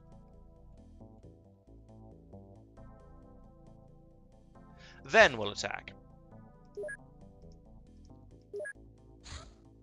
Yes. Right, so everybody should already have all of the stuff they're supposed to be carrying. Yeah, we see Lobster there with the rocket launcher. Hopefully he'll get... Yeah, maybe he'll get a chance to use it this time. Whoa. Okay, no, we are in a jungle. I do not think we will be using a rocket launcher here. But the UFO is, like, right there. That's exciting. So let's put down the smoke, as is traditional. I won't run through why I'm putting down smoke right at the beginning as my very first thing, and then not leaving the UFO, because I've talked about that before many times. We'll see how it goes. So move no guard to there. What do your L5s see? You see it? I wish they wouldn't do this and just lurk right underneath the Sky Ranger. It feels like cheating.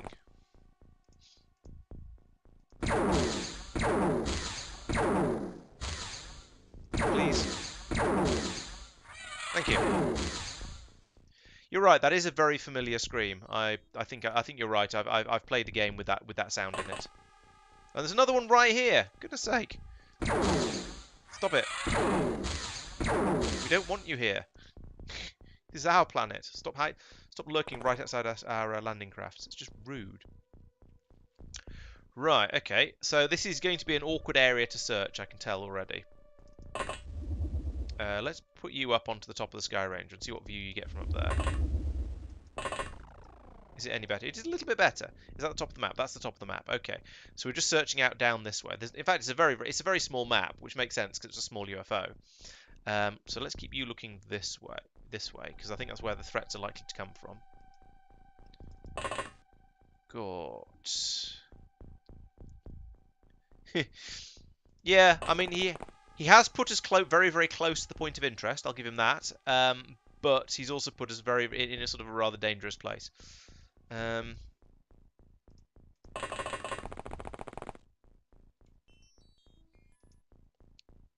Let's send one more person around this way. I feel like I should run somebody into the UFO just in case the aliens are pulling something tricky. Like they're still in there and hiding in the smoke. I don't know why that was Tristan who I sent in there, given that he's carrying a rocket launcher, but everyone else could have provided backup fire, so it's okay. It doesn't really matter. If he'd spotted anything, then somebody else could have shot it. Okay, let's put you on this wing.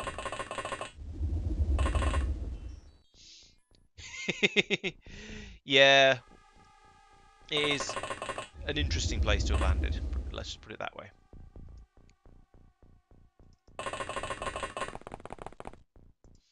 The problem, the worst thing in my opinion about these jungle maps is that you just can't tell. Well, I can't easily tell how heavy or how good the cover is, and how much, whether it's going to be what it's going to be blocking, whether it's going to be blocking line of sight, whether it's going to be blocking shots, whether it's going to block what's going to be blocked by it basically. So I mean, I don't know. For example, if there was an alien in the bushes over here and it stepped out to here.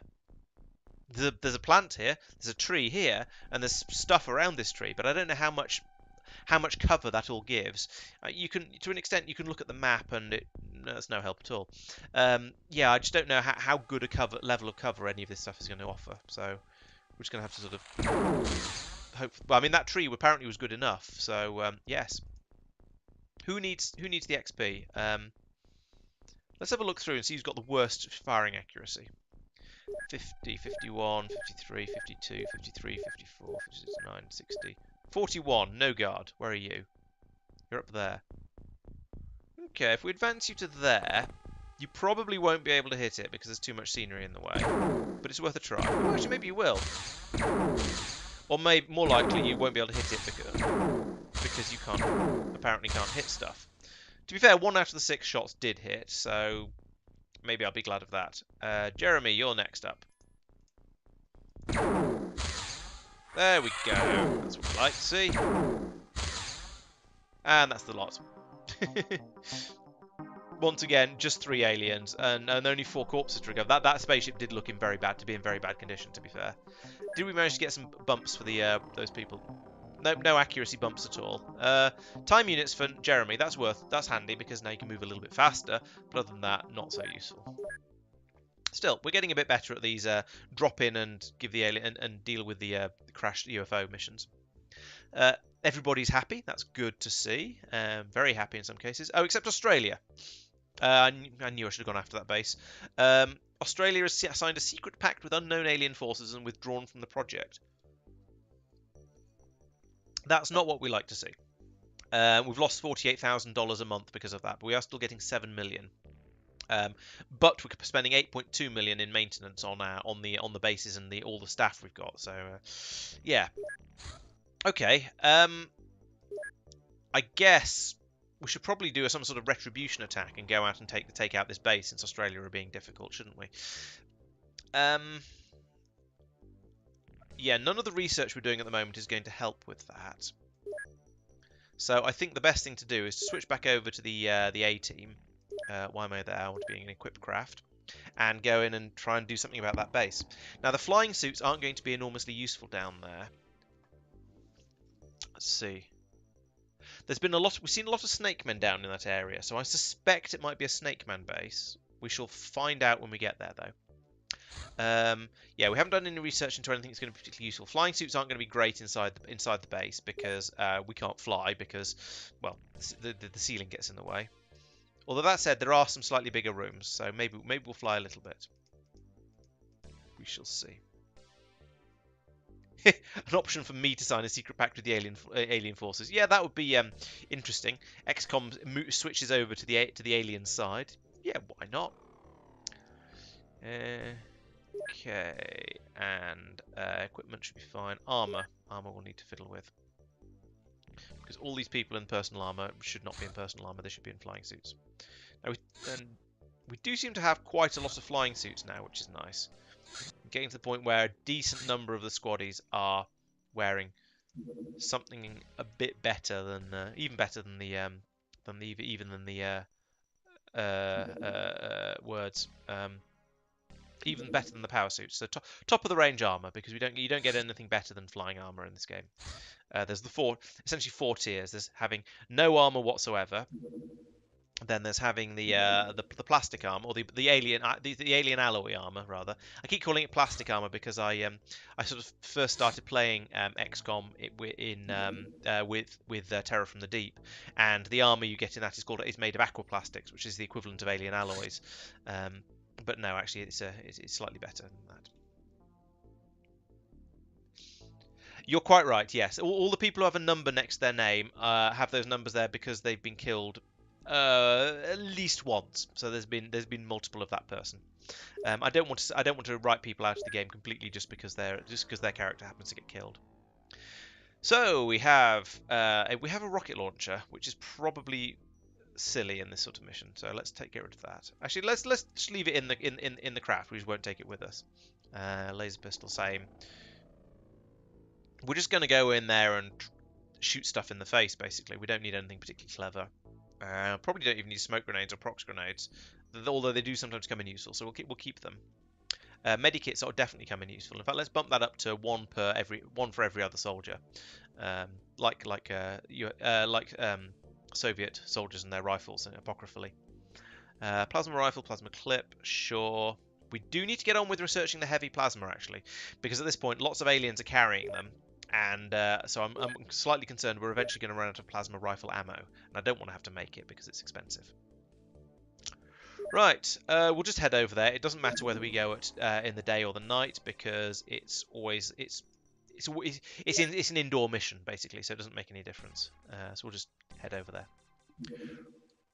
And we've got a UFO to intercept at the same time. Fortunately, I have multiple craft and therefore can do more than one thing at once. And I'd say it'll give them something to do on the way back home, but they don't get to do that. After doing one of these missions, you have to fly back to the base before you can go out on another one. Which is a shame. Perfect handover from one radar area to the other. In fact, you know what? Let's launch an interceptor from here as well. Oh, that's from here as well. Click on the correct thing, Laurence. There we go. Okay, it's going a bit faster than my interceptors are going. I keep hitting space to try and pause it because I've played too much of games like FTL. Oh, there we go. Found it. Take it out. Boom. Oh, no, failed boom. There we go. And smash. Smashing. Right, so that's no longer a buzzing around and causing problems. That's good. We aren't going to be able to deal with that for quite a long time. It's going to be at least 24 hours. That may well end up despawning before we can get to it. But I think the alien base is significantly more important. Yeah, it's an alien base. We know. Right. Okay. So everybody, Ed, why haven't you got a gun? Have a gun, Ed. In fact, why haven't you got anything? You're supposed to have, well, a bit of everything, really. The fact that only one of my soldiers didn't have the loadout suggests that. Can you take that? Yes, you can. Suggests that the fact there's only one plasma rifle down here suggests that most of them are carrying what they're supposed to be. He's got lights, procs, smoke. Good. Lights, proc, smoke. No procs mines on this guy. Okay, you can have that. Oh no, we can't because you're really, really weak. That's a weight of 20. Jeez. Give you a procs mine as well. Okay, you've got a persistent has a pistol. Fine. No, not a rocket launcher. I'm okay with that. It goes somewhere, I suppose. You can have a med kit because you're suitably strong. Actually, let's give you a. You've already got a procs mine. You don't have a smoke. Have a smoke anyway. That'll do. And Joel, you're also a bit of a weenie, so you can leave that. No procs mine here. Oh no, you got procs mine in the leg slot already. And Mike, if we take that light away from you and put that there, and then give you that, then yep, you're still underweight. That's okay. That's all the med kits. To be honest, I think people are probably all right. Misdirect has a lot of lights, but that's fine. I don't care too much about that. Okay, now we have the fun, yeah. Snake! It's a snake!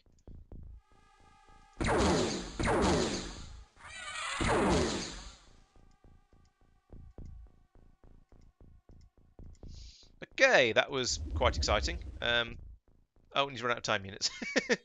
It's more excitement than I was really hoping for. Now, do I give it another turn and wait for the and let everyone's time units what's name? I think I probably do. But let's do the same thing over here. Let's drop down. Let's pick somebody with more time units. Mike is infamous for not having very many. Ed has got 60. That's not too bad. Mr. X's got 70. Yeah, that's better. Use you. Face this way. Down.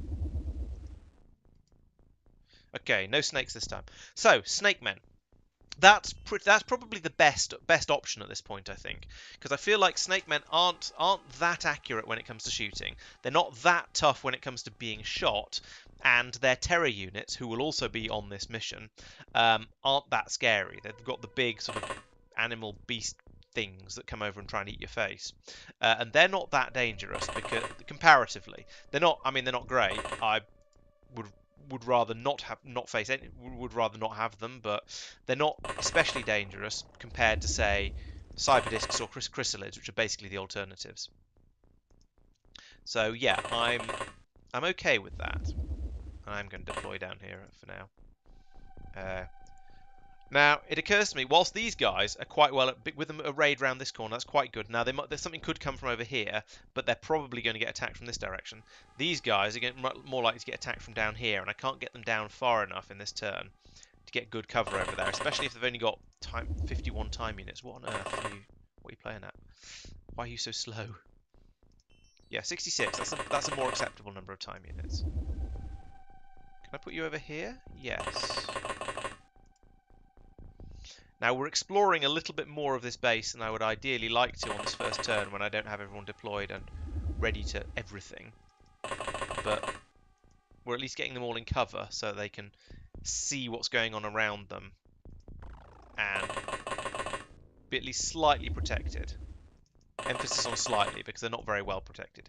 These square rooms, starting in the middle of the base like this and then having to deal with these very open square rooms is not ideal. But once we've got past sort of the initial deployment, things will start to get a little bit better, more survivable.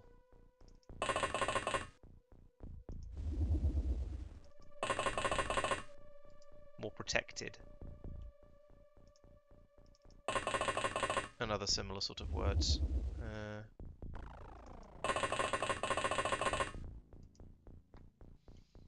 One more, right, here I suppose. Right, okay, we have deployed, apart from Mike, who doesn't have very many time in this. Put him there? There we go, okay. Okay, we have deployed, apart from one cruel bagel, who dropped down, shot a snake man, and then went back up again, just because he didn't, because I hadn't decided that I was going to do the deployment at that point, otherwise I just tucked him in a corner here, like I did with Mike. Okay, we have deployed, now it's the aliens' turn, let's see what happens. Hopefully nothing will turn up this turn, because we're not in a great position, and we don't have many time units left.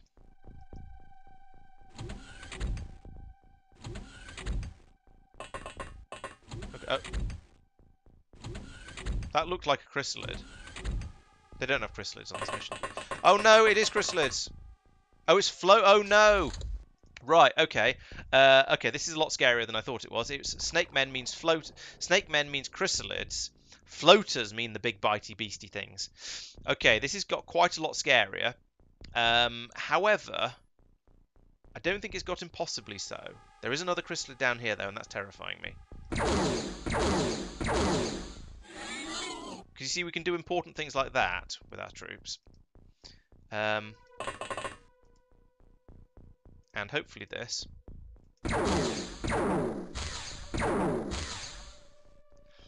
That was not what I was going for with you. You could do you could do another auto shot. All right, let's do that. Okay, this is getting risky. You take out this guy, since you can see him. Which part of take out this guy do you not understand? Do you get one more? You do get one more. But you can't do anything useful with it. Ah. Right. Yes, the XCOM remake was indeed. You're right. It was a very, very good game. I played it through with the Enemy Within expansion, and yeah, had a great time. It was indeed really good. There we go. Thank you, Mark. Yes, it was very good. It's not quite the same as the original, as this one. It was definitely a simplified version for the 2010s or whenever it was released. Whereas there's so much of the one of the strengths of this game is the level of micromanagement. And say, could somebody please just hit that guy? No, not another. No more shots for you. Yeah, one of the good things about this game is that. What have you spotted? Oh, it's that one there. Oh no, there's another chrysalid. Okay, well we'll yeah, it sacrificed a lot of complexity, and there we go, finally. Yes, sorry, I was trying to talk and then I got distracted by more chrysalids. Yes, it sacrificed a lot of complexity. One of the things, the big differences about with it, I noticed, was in this game your soldiers feel much more disposable. They tend to just get killed quite a lot. Whereas in the remake, it's almost like you're instead of a gang of soldiers, you're playing with the Avengers, and everyone is a big damn hero. There's a wall in the way. Oh, I don't like this. And so, yeah, partly if you lose one soldier at a certain point in the game, you're in real trouble because you've spent so much time and effort leveling them up and there isn't any way to replace them. And also, you get to a... yeah, but also they are individually much better. They have much more of a personality each. You feel for them significantly more than you do in this game, where they are basically faceless squaddies. And so you almost, I'm not going to say you don't care about them at all. That's not true, because you do start to have ones that who you start to rely on to get off a difficult shot, or who you feel are a particularly good soldier or something like that. But in the remake, they're all sort of superheroes, whereas in this one, they're all just sort of fairly average. And if you lose, and you can lose. I mean, I've hired 70 soldiers or something like that, and I've lost 40 or 45, 50 of them, and that's how this game goes. Whereas XCOM, the remake has much less of that sort of thing. Um, I don't know what to do about this guy. I can't get any fire down on him. All I can do is arrange these guys like this as a firing squad. They've all got lots of time units left, so hopefully, as the chrysalid comes around the corner here, they'll all open fire. We're taking some opportunity shots and take it out before it kills probably Metbar, because maybe if it spots him, Dennis, because they're the nearest. We're just gonna have to see what happens. Over here, let's have a look around the corner and see if it's terrifying. It's not terrifying. Okay. Let's get back in there and let's bring these guys. Actually, let's bring this guy down here, in case, and this guy, in case I need them in the next turn to help deal with that chrysalid. For all of them. I don't know how badly this is going to go. I want to have the firepower available if I need it. Right. The problem is chrysalids move really, really quickly. Actually, the other danger is it's going to come around this way and attack these guys, in which case they're in real trouble.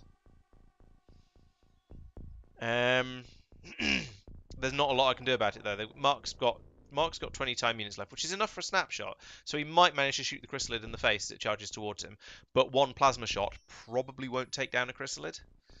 Almost certainly won't take down a chrysalid. Usually it's 2 to 3, I think. So, yeah, I kind of hope it does come this way, because there's a lot more soldiers ready to shoot. Now, it hasn't seen these guys. This particular one hasn't seen these guys, but it did see someone over here, so hopefully that'll mean it'll run this way. I don't know how the AI works. I guess we'll find out. If the AI cheats, then it'll know that this guy is closer, so it will come this way. There's nothing we can do but try and find out.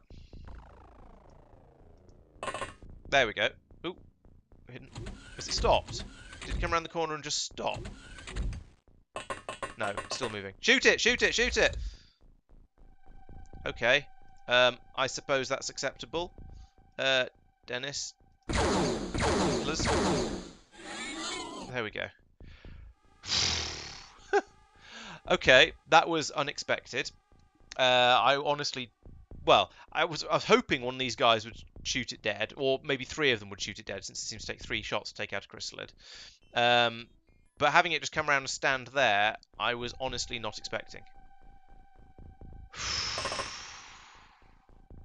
The fact that it moved twice during their turn, it moved once, then some of the other aliens had to go, and then it moved again with the rest of its time units. That also seems really, really cruel.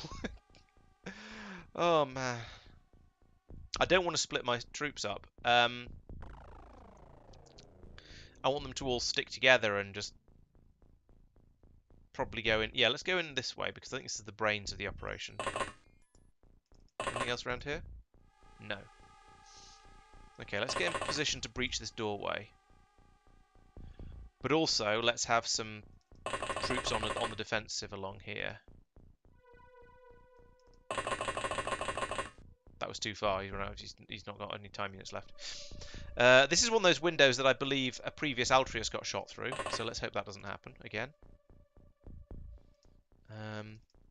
So a bit of a look round here just to see if there's anything else I need to worry about before we go in. So yeah, we'll have a couple of soldiers around here, kind of guarding this area. We'll bring a few of these guys down here, ready to breach the inner sanctum.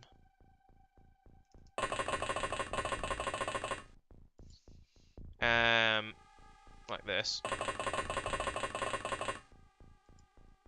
And then we'll have some more on guard out here. And then as I gradually start to feel slightly braver, maybe we'll go on exploratory missions with a few of them. So yeah, if you join this squad down here, then we've got these 3 up here. Let's put them on this wall, actually, and around sort of over here.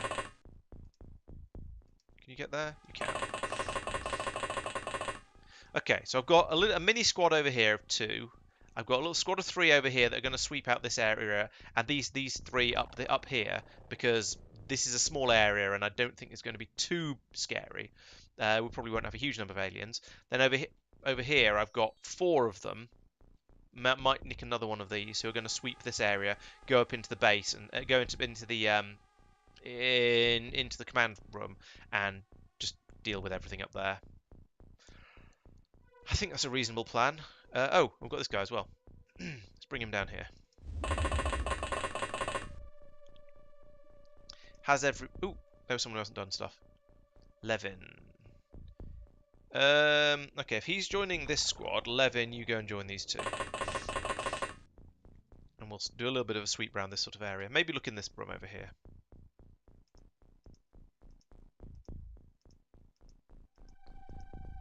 Okay, everybody has at least moved a bit. Yes. Okay, let's give the aliens a turn.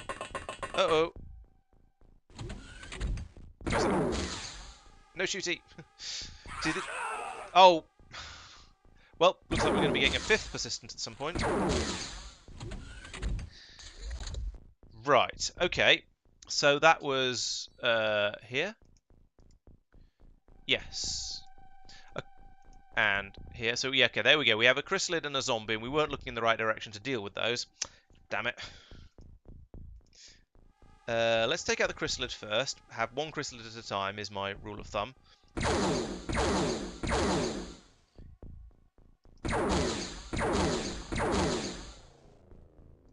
Okay.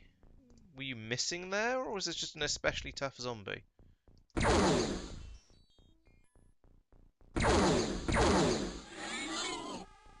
That was efficient, at least. Alright, and then we've got this guy over here. Take him out. I said, take him out. What? Come on. Good news is Sam doesn't seem to have been hurt by that. Nor has Ed, Dennis, or Zucker. Was I looking at the right bars there? Yes, I was. Yeah, so that Snake Man's incoming fire was somewhat ineffective and doesn't seem to have hurt anyone. Still, we still need to deal with it. Like that. There we go. Okay, so I'm annoyed that I lost someone over here, but then I mean that's chrysalids in a confined space. You're basically screwed. There's not a lot you can do against them because they move so fast. The first chrysalid didn't die. Oh great. No one did die. Unless that's not the one you meant by the first one.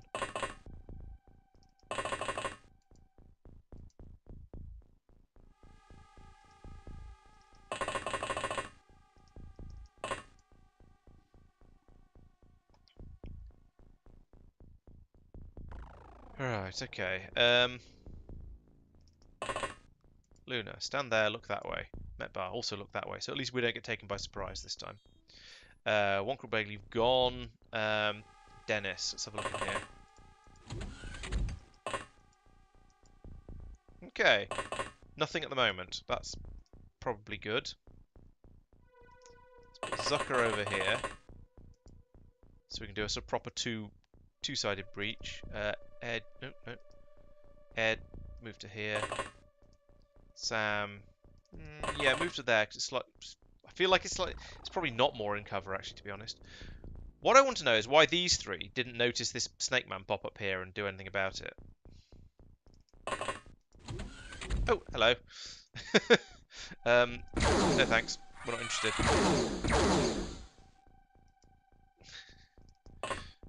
Okay, well, I'm glad I checked behind that. I'm glad I checked to see what was behind door number 1.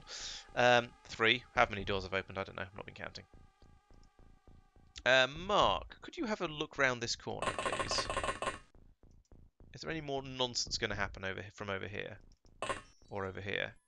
No, this looks quiet for now. Okay, get back up here then, just because I don't want to overextend myself.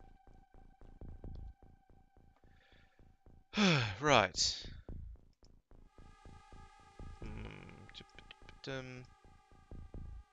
Not moved very much, but that's okay.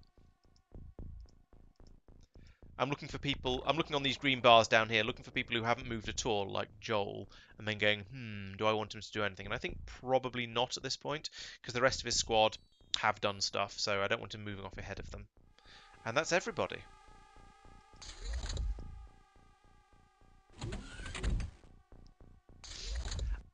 I wish it wouldn't just flicker. Oh, it's that guy there. I was going to say, I wish it wouldn't just flicker like that and say, yes, you caught a glimpse of something, but I'm not going to tell you even remotely where, because at least you could tell me which soldier and which direction it saw them in. Okay, so it is clearly this guy who's seen that snake man, but he can't get a shot off at it because there's stuff in the way. Oh, maybe it's this one, actually. It might have been Levin. All right, let's try shooting from here. Shot! I approve. You didn't just shoot whoever this was in the back, did you? If you did, it hasn't hurt him, so no harm, no foul. Okay, let's play the opening-closey day game again. There we go. Dennis has moved, but there's still quite a few troops here, so let's put a couple more in like this. In fact, have you got time to look around the corner? You have. Yes, no, nothing else there visible. Good. Back over here and turn around. You've probably got time to look around the corner as well. Nothing there. Good. Get back into hiding. Okay, in that case, I will bring Dennis inside and Sam inside. So we've got 2 squads of 2. They can sweep round and meet at the doors over here. Right. Let's have another look in here. Let's try this again.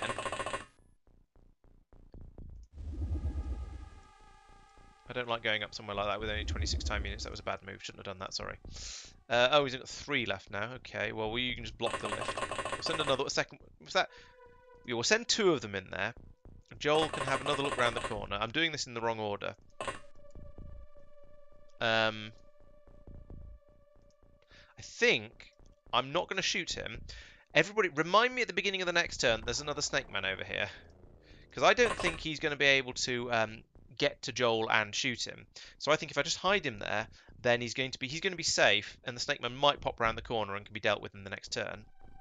But if I forget about him, then I'll feel awfully silly.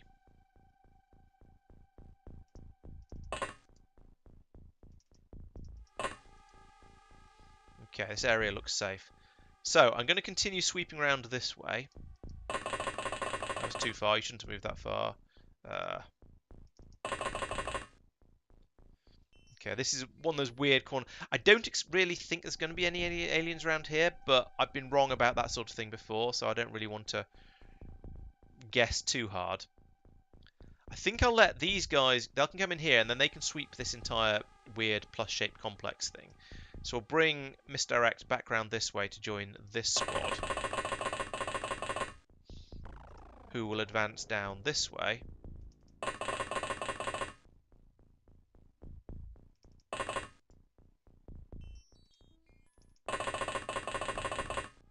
And we'll look upstairs in this area, and then we'll work our way around the outside of here, and then meet up with these guys and continue to sweep around like this, I think. Yeah, these 2, I think I'm going to have to sweep around this side over here. I don't know how good my tactics are. Yeah, so you join him. But they seem reasonable at a sort of a quick thought. I shouldn't have left Misdirect there. That's a bad place. I should have made sure to get him down here or just anywhere else, because that snake man might get to about here and try and get a shot off. But c'est la vie. Too late now. As I've said before, I wish this game would have an undo option for when you haven't discovered anything new with that soldier, like in Wesnoth. But it doesn't, because it came from before. Nice things that help. Oop. So that was snake men around both sides of the of this thing. So that guy there, can I shoot him? Yes. And there's one round the corner over this side as well. And there's the guy around here who we know about from before. So let's have a look at him. He's run off and hidden. That's just rude. In that case, I'm not gonna go looking for him. That seems like an extremely bad idea. Bagel, have a look around the corner here. Okay, that seems safe. Okay, back into cover then. Misdirect, you can pull forwards as well. Okay, so we've got that one. Now, I think there's another one around this corner who retreated. There he is. Ed, shoot him. No! I missed. I misclicked. And there's no line of fire. I hate that. Not you. Him. Sam, get to here. Yep, I know. You're going to say no line of fire from there, aren't you? Yes, you are. So move to there. Then shoot him. Thank you. Right. This isn't going too badly at this point. Move to there. Let's have a look around the corner. It's probably a bad idea, but I'm going to do it anyway. And then get back into cover. Okay. So, and you get in there. Right, so this is going okay. We're carefully sweeping around here. So far, we've taken out 4 snake men, including the one that was shot through the window. Things are going quite well, TM. So this probably means it's all going to go absolutely to hell in a moment. In fact, it's just occurred to me, as he ran through there, I didn't glance over here, and that's probably a good idea, just in case something stupid has happened. Like, the snake man that was over here has somehow run all the way around, got to... No, he can't have got to here, there's other guys in the way, so that's probably actually safe, but still, this game has made me paranoid, basically, is what I'm trying to say. Okay, so this area's going okay so far, as expected. We haven't found anything, although in a previous base mission we did find an alien upstairs in one of these areas, so I'm going to be a little bit careful about that. Oh, he spotted something. There's a snake man right above his head. Okay, maybe that was one of the flickers. I'm honestly very, very surprised that snake man didn't shoot Mark. Actually, let's not go up there yet. Let's wait until next turn when they've both got full time units. Speaking of time units, how's that? Is that everybody? I think it is. Those two are waiting because sanity.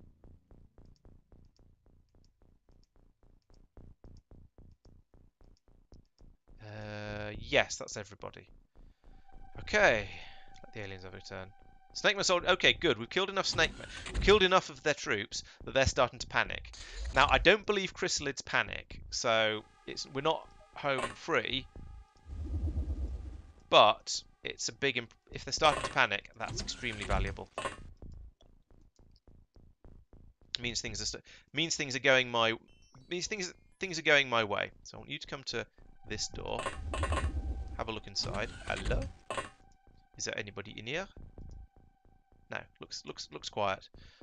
In before too quiet. Let's move him to there so you can check these places out a little bit more. Okay, that one's safe. So we'll have Mark come out and check another one of these rooms in his next turn. Levin can finish off this one. I'm pretty sure it's empty, but you know, I just like to be sure. Has your friend come back yet, Joel? He has. Okay, now you've got enough time units to do that. Nice shot.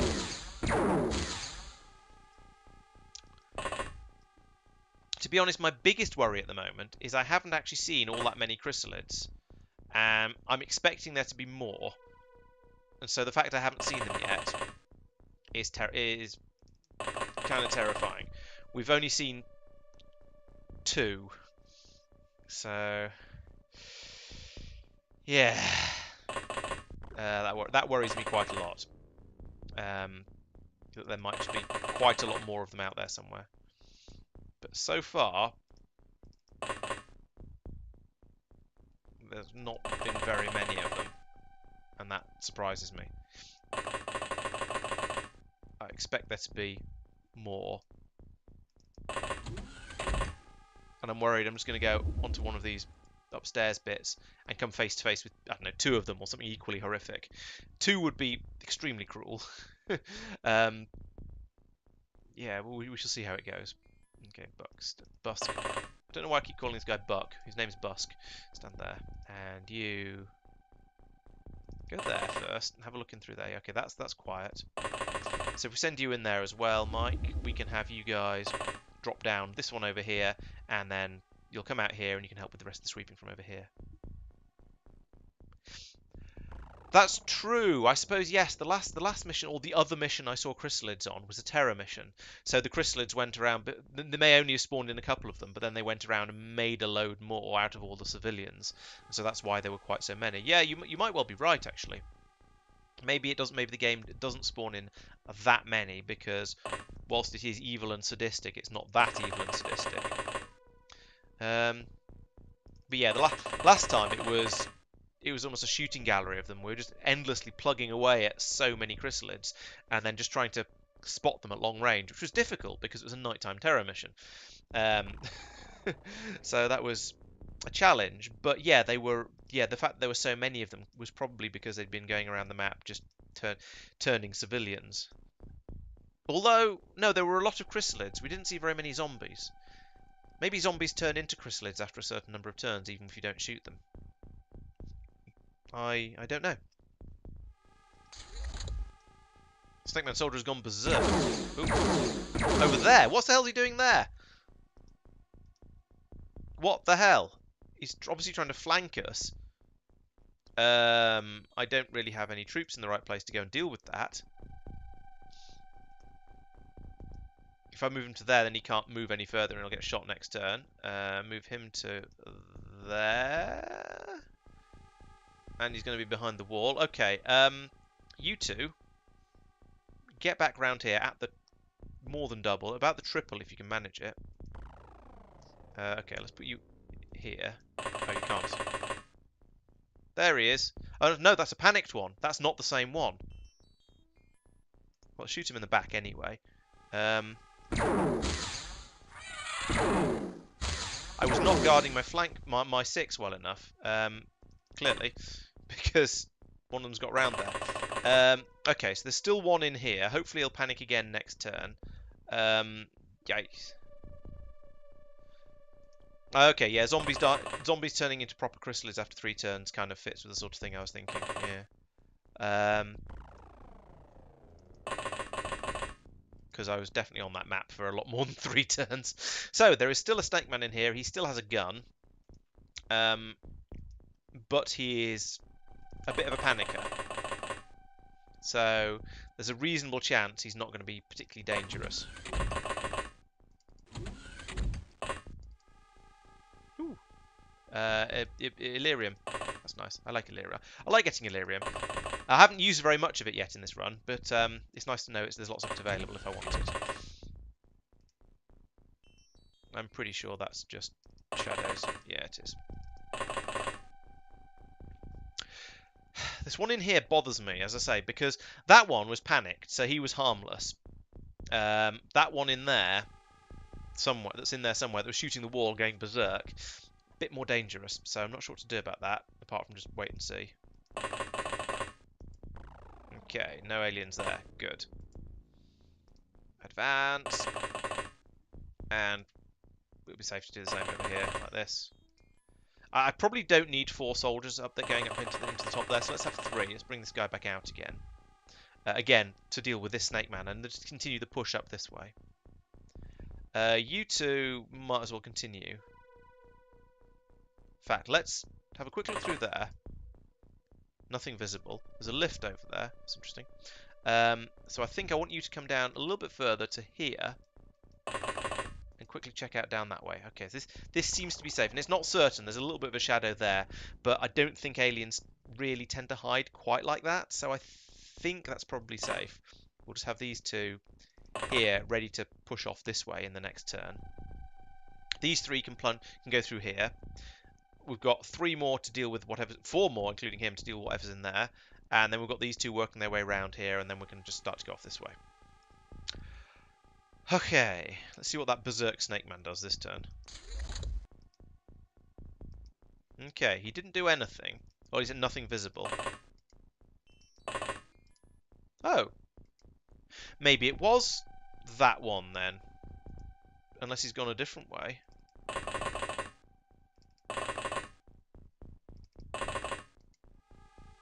Maybe that was the Berserk Snake.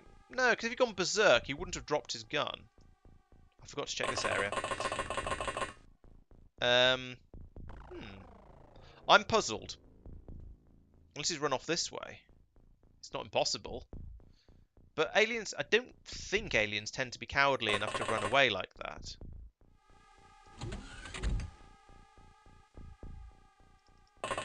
It's only XCOM units, XCOM troops who have the preservations and sense of mind to gradually retreat once they've opened somewhere up. So, it's a puzzle and not a welcome one.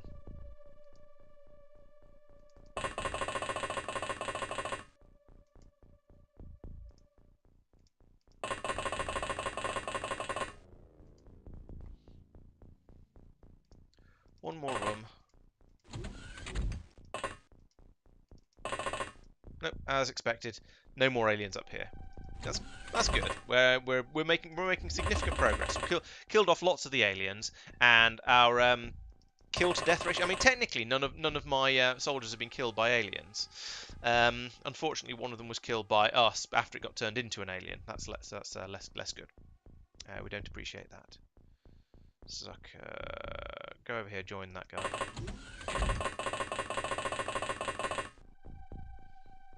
And then these two up here. Drop. Wop, wop, wop, wop, wop, wop, wop, wop. Okay, nice and safe.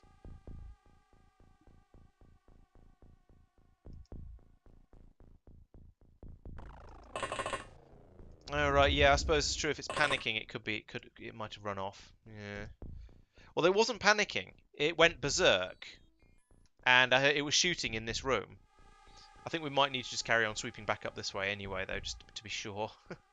Which is annoying.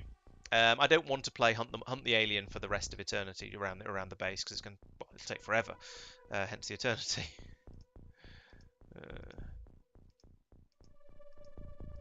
And also, if I start getting cocky and just thinking I'm running after a terrified, unarmed alien, I'll run headlong into a chrysalid. You just know it. You just know it'll happen.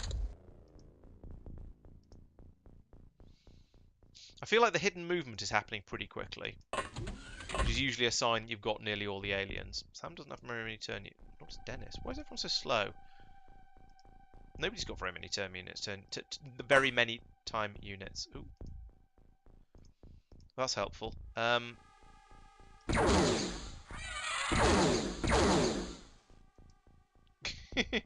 mean, yes, full credit for successful shooting, despite not being able to really see the guy properly.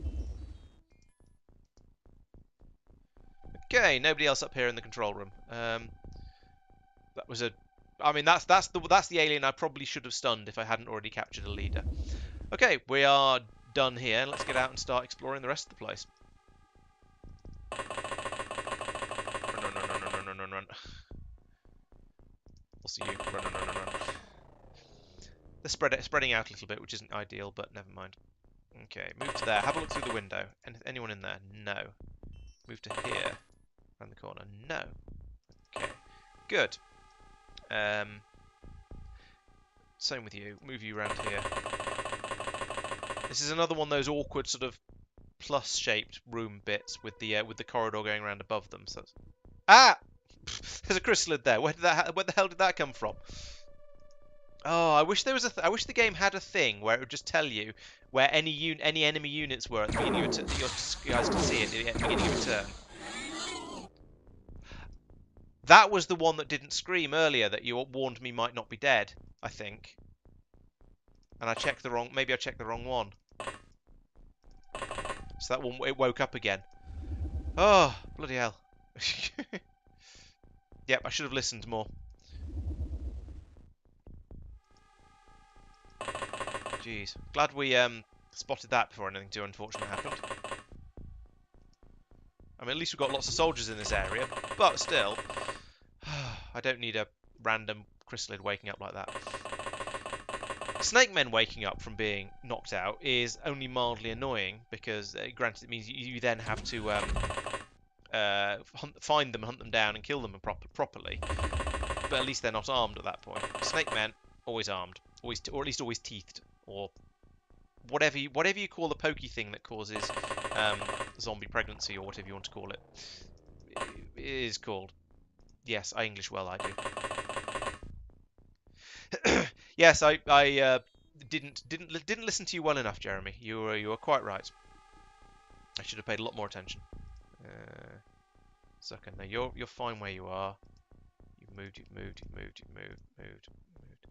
It's mostly the main upsetting thing is that I didn't realise until quite a long way through my turn when it would have been nice to have realised right at the beginning. So, I mean, I didn't need to make a plan. I had a soldier right next to it who could shoot it, and I had another two over here who could shoot it. But, you know, just in case I'd needed to do something a little bit more drastic about it, I'd like to have known at the beginning of the turn. No, snake men don't make zombies. It's just chrysalids that do. Oh, it's up there! Oh, goodness sake. Right, we need to get on the double, round there to go and get that snake man. Okay, so you go back in here. Head him off if he tries to go that way.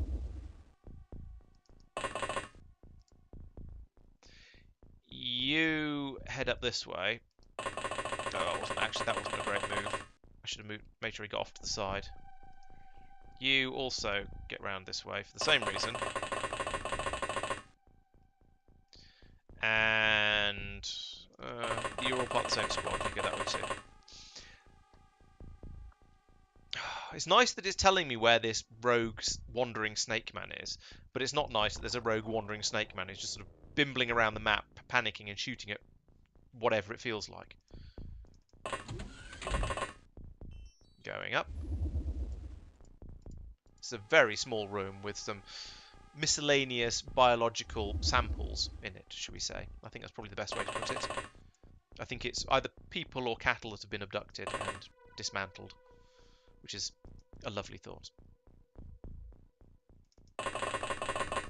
Okay, continue to advance. I'm not being quite as cautious as I was before with my advancing. I should probably have sent them round this way, where there's a bit of cover, rather than leaving them standing out there in the middle of the in the open. Right, you just seen if there's anything that way. Let's. Now those guys can sweep this bit once they've finished dealing with that rogue snake man. You guys continue this way. There's no cover at all, I'm afraid, so you're just going to have to move and hope. There's another alien disco room up ahead. Right, is that everybody? No.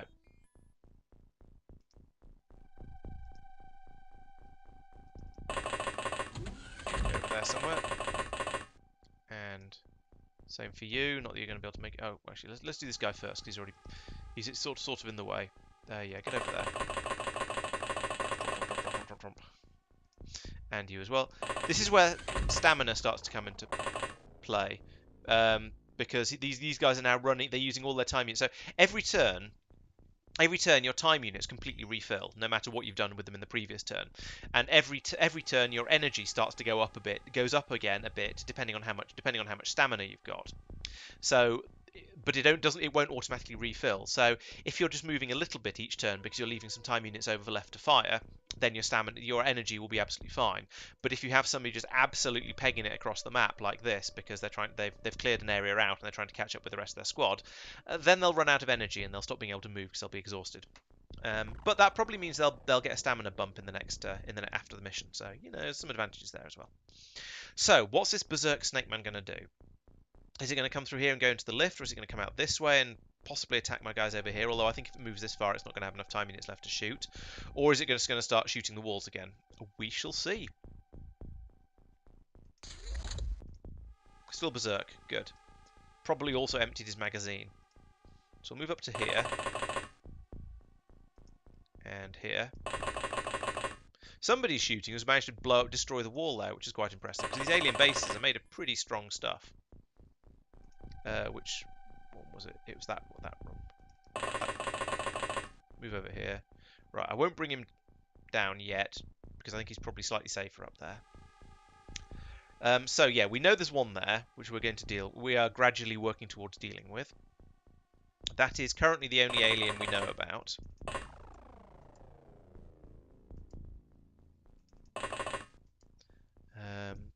But there's still quite a lot of this base left to explore. It's quite unusual, I think, to have the entrances for the base this close to the nerve center, the operations room of the base. Normally, you have to fight your way through quite a lot of it before you can get to it, which makes a sort of bit more sense from a strategic point of view, because it makes you feel like the base is actually designed to be slightly defensible in that the entrances and the command center aren't right next to each other, which is not design choice, but. I guess they're aliens. They have their own criteria for base design.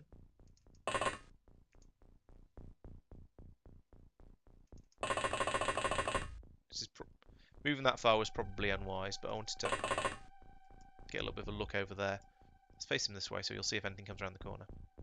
Then we have this squad. So we'll These guys have this area pretty much wrapped up, I think. It's not going to take them long to check out this area. These two can move up this way. So let's bring this squad up this way. Actually, yeah, move to there. Same with you, move to there. And then you also move to there. Now, because Dennis has been moving quite a lot, his energy is now down to 17, but he'll be okay. He can just sort of stop to pant for a moment, and he'll be all right again. Let's crouch Luna down, because then hopefully Mike will be able to shoot over the top of her head in case the Snake Man does come around the corner. I think it's relatively unlikely. It sounded like he'd emptied his gun completely, because he went berserk, but he didn't do any shooting. But he might have a reload on him, so we'll see. Is that everybody? I've sort of lost track. I've been moving everyone fairly quickly because I think the level of threat is quite low now, and also most of them are checking out areas or moving through areas that have already been dealt with. Oh, great. I should have been a bit more cautious about that, hidden them behind the wall over here. That's annoying. Well, that was the last one. Okay. Ugh. That was an annoying end to the mission because I was just getting a bit too cocky about the state that Snake Man was going to be in. It turned out he still had his gun, still dangerous. Still, we destroyed a base. That gets us an excellent rating, almost automatically, because it's 500 points for that alone, and another 405 points for all the aliens we killed, and the 18 corpses. What happened to the 19th one? Artifacts, decent number of artifacts, lots of Illyrium, some alloys, entertainment, which is useless, but you know, gets you some box text. Okay, how are we doing? How did we do for accuracy bumps? Because that's what I mostly care about. Decent one up there for One Cruel Bagel. Well done me. And Levin, Joel, and Mark. Oh, and Sam as well, especially Sam. And small ones for Metbar, Dennis, and Zucker. So, you know, people are generally getting better and better. The problem is we're also losing people. And so that means whilst the ones people we've got are getting better, it's like hair growing. Your hair is always getting longer, but it doesn't reach down to the floor because sometimes the best ones get eaten by a chrysalid. So we've lost. Oh no, Mike and Sam have been promoted. Well done them. And unfortunately, we've lost Persistent and Luna. I'm going to make a note of those so I can remember to name troops after them when I get some more. Persistent was number 4. And Luna was 2. Luna 2. Well, they managed. They took out a lot more aliens than their kill to death ratios were very good. Let's put it that way. They got 15 kills between the two of them. Right. Okay. Well, let's head back over to the base like that. The question is it worth going after this crash site? I don't know. No grudges that I'm aware of. Maybe she's just a little bit careless. I wouldn't like to say. Let's sell off some junk so we can afford to buy some new soldiers. By junk, I mean all of these snake. We've got 25 Snake Man corpses. Crikey. And some chrysalid corpses. I think I might have forgotten to do a sell-off after the after a recent mission or two. 90 alien entertainments. We certainly don't need more than one of those. Alien alloys we will keep. Personal armor we'll keep. Navigations and power sources. This is getting a little silly, but I'll hang on to them for now. I think. Alien grenade. Got a lot of good supply of alien grenades. Stun bomb blasters and blast pistols. Yeah, none of them were packing plasma pistols. A couple of plasma rifles out there, but there were lots of heavy plasmas. That's why we were in so much danger. We do have it. That has rearmed us though now. So yeah, the mission was dangerous, but now at least we've got lots and lots of ammunition available for future missions from it. And once we research heavy plasma, it's going to get even better. I'm starting to think it might be time to think about getting heavy plasma sooner rather than later, because we are finding a lot of the enemies are not dropping to single hits, and whilst we are still generally spraying at them, it'd be nice to take them down a bit more reliably. I don't know if the heavy plasma has an auto fire though, which would make it potentially worse, a little bit worse. Well, if it does enough damage, it doesn't need an auto-fire. Yeah, okay, so that's $3 million of stuff. And then we do need to purchase some more troops. Let's take 6, so we've got a nice round 30. How is research going on with... Oh, good progress on the hyperwave decoder. Now, I've noticed in this game, research tends to stick around on unknown for most... It feels... I don't know... Actually, I don't know if this is true or just how it feels. But it certainly feels like it sits on unknown for a very, very long time and then very quickly goes through poor... Maybe there's a medium in there, I'm not sure. Good, excellent, and finished. So that, if I'm right, that means this is nearly finished. Of course, it's quite hard to judge time because real world time versus in-game time is way out because of the time you spend in missions and then time hammering on the advanced time at 1 day at a time button. So it's a little bit weird.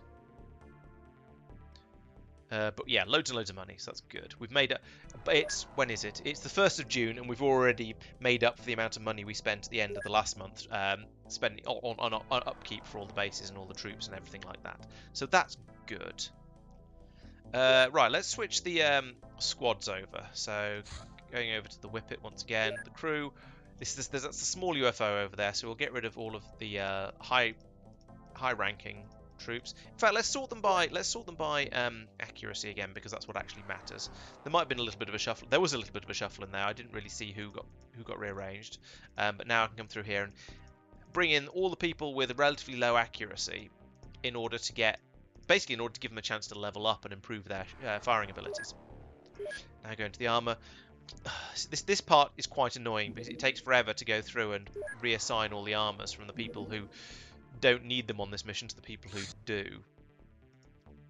I wish I could just say, I don't know, just give the armor to the people who are in the Sky Ranger, please. And if I want anything clever doing beyond that, then I'll do it manually.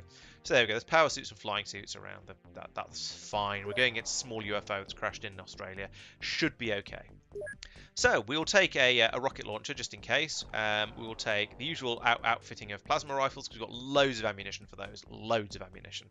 I don't care about Kate taking any captives, anyone alive at the moment.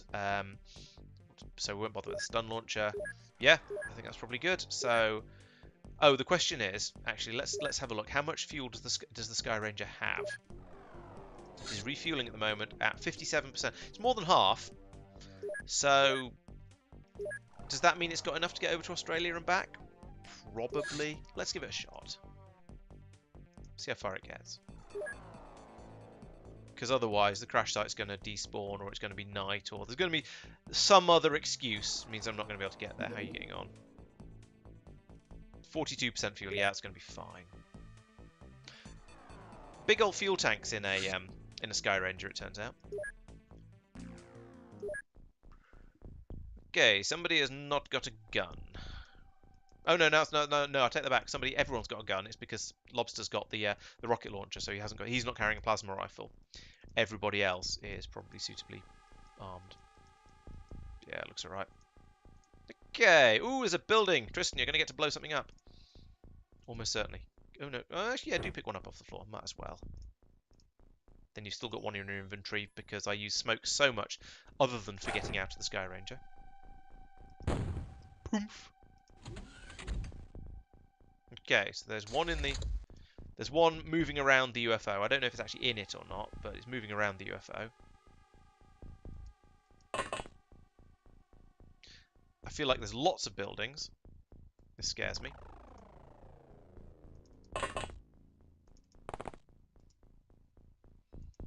We seem to be fairly clear out here. Now, this is the sort of building that the aliens like to have parties in. So actually, let's put no guard over here.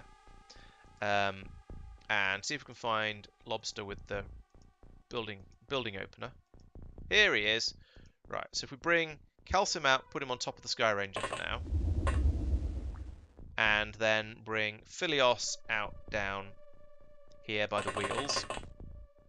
Then we can bring Lobster out, put him over... Where can you go to and still shoot? You can go to here and still shoot. Nice. And then we can open up the side of the building, like this. Where should we put it? Should we put the rocket? Try and put the rocket inside the building, because that's always fun. Go on, shoot through the window. All right, just open inside the building then. We don't really care. And now, no guard. Have a look inside. That building seems to be okay. I guess I'm going to need to put another rocket in this one in the next turn then. Because, I mean, there's bound to be an alien party going on in one of these buildings, isn't there? Oh, there we go. We just couldn't see it properly. How... Excuse me, no guard. How did you miss that Snake Man? You're just not very observant or something. Is there an observation skill that we should be levelling up with some of these troops as well? Because that was a fairly poor showing. Still, we've got an explosion out of it, so we got to have an explosion, so everybody's happy. Right, next we've got another flyboy. Let's bring him up to here. I wonder whether the back fins on the Sky Ranger there actually do provide cover. They look like they probably should provide at least a bit of it. Let's put him there.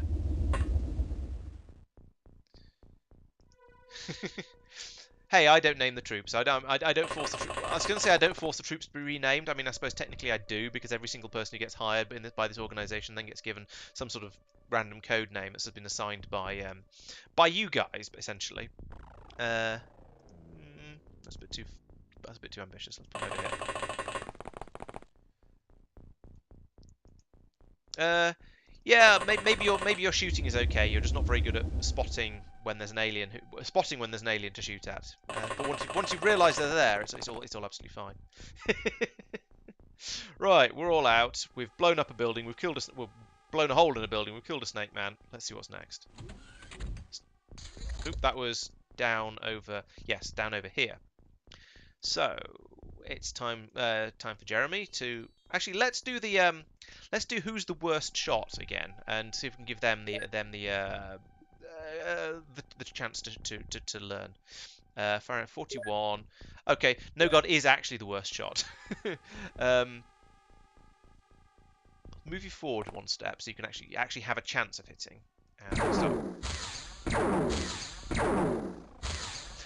I did say a chance, not apparently a good chance. Okay, who's next in the pecking order? It is Jeremy, who is also in a good place to start shooting. Ooh. Jeremy is better. And shot a hole in the building, which is also appreciated because, as we all know, buildings are the enemy. That's awesome, Nimity. That's Gort. Where's Tristan? There he is. Reload. And we'll put one of these... If we put it inside this building here, that should do maximum damage.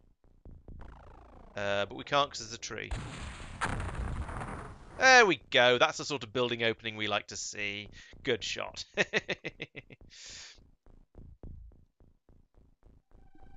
Wheat harvesting season for No Guard. Yes, yes, he's going out there. He's the Reaper Man, but not in the cool way that we would hope for. Okay, can we get you to there? We can, but you won't be able to do any shooting. That might be useful nonetheless. So move you out there and then crouch down. Not that did Luna any good in the last mission, but you know we can try. Can't put you. Oh, you've moved. You've shot anyway. We put you there. We can, but again, you won't be able to move. I was going to blow the rest of this building up, but now I put Gort inside it, so I probably shouldn't. No, you've already moved. You can run skedaddle on this way a little bit. Put you up against this wall. Oh, spotted another one. Where is he? Oh, he's in the smoke over there. Ha! So that rocket from Tristan was more or less on that Snake Man, but it didn't kill him. That's impressive. Yes. Well, yeah. While you're out in the fields of wheat, you might as well go full Theresa May and try and harvest some of it to make some bread. Yeah, why not? Boom, face shot. And take out the back wall as well, because why not? Yeah, I mean, harvesting some food for the next meal. It does make a lot of sense. I mean, keeps us all fed nicely. Let's put another. Do I want to move them this far? No, let's put them behind the wheels over here, because it's a way of doing a bit of an advance without going too far. And I think I then want to bring some more people over this way. Let's send Zucker up here to have a look in through the window. Hello? Anyone home? No? Good. Um, I'll leave him there, actually, because I can't move him any further. It's a pretty good reason to. Altruist can move up behind that bush. I'm going to swing some people round the back of all of this scenery and see how it goes. Might put a rocket into the building over here because I can't see enough. Can't see this one very well, and it's a bit of a worry. These ones tend not to have aliens in them. These, I'm not sure about, so we're going to blow it up and find out. Ed, you can be on this team. And Barclay, you can be on this team.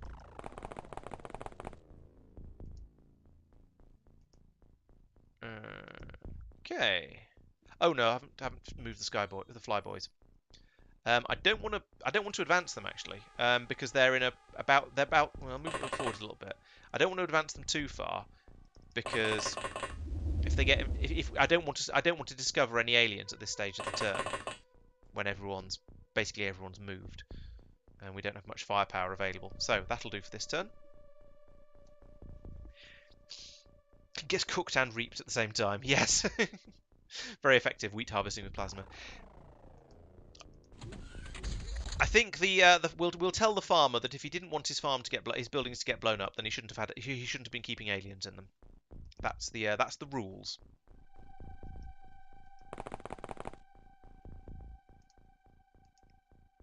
Put aliens in the building gets shot.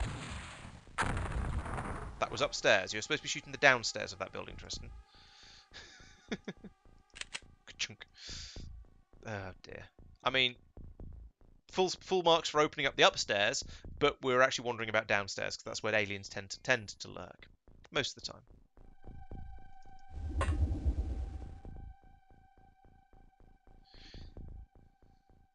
Rude opening, yes. Oh yeah, I did play. Yes, I played Jagged Alliance a little bit in the distant past. Probably about when it was actually a new game that people might have heard of and play and so on. So yeah, I have played it. I remember it being pretty good actually.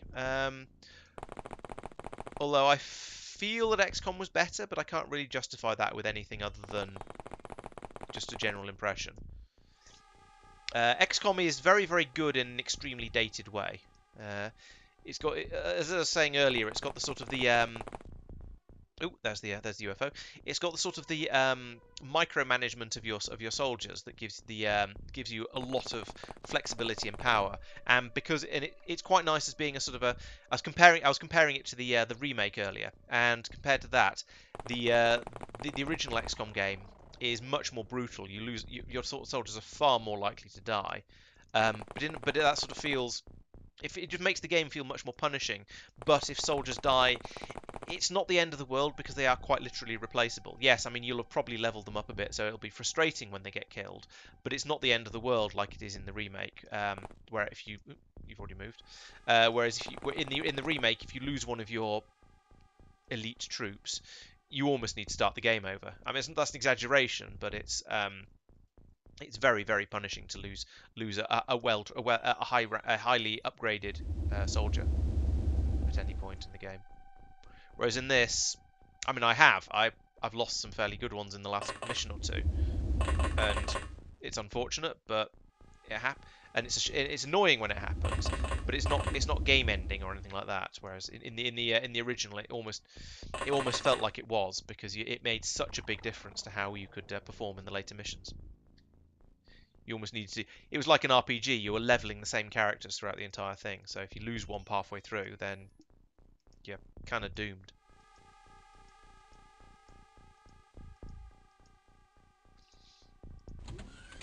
And then playing with the doors, just for a change. And the annoying thing is, one of these UFOs is big enough they can be doing this playing with the doors thing without even coming outside. I might send one of the flyboys over to investigate this building, actually. That'd be a good way to get in and have a look round. Now that Tristan's done the damage. Where can you actually get to? Okay, move there.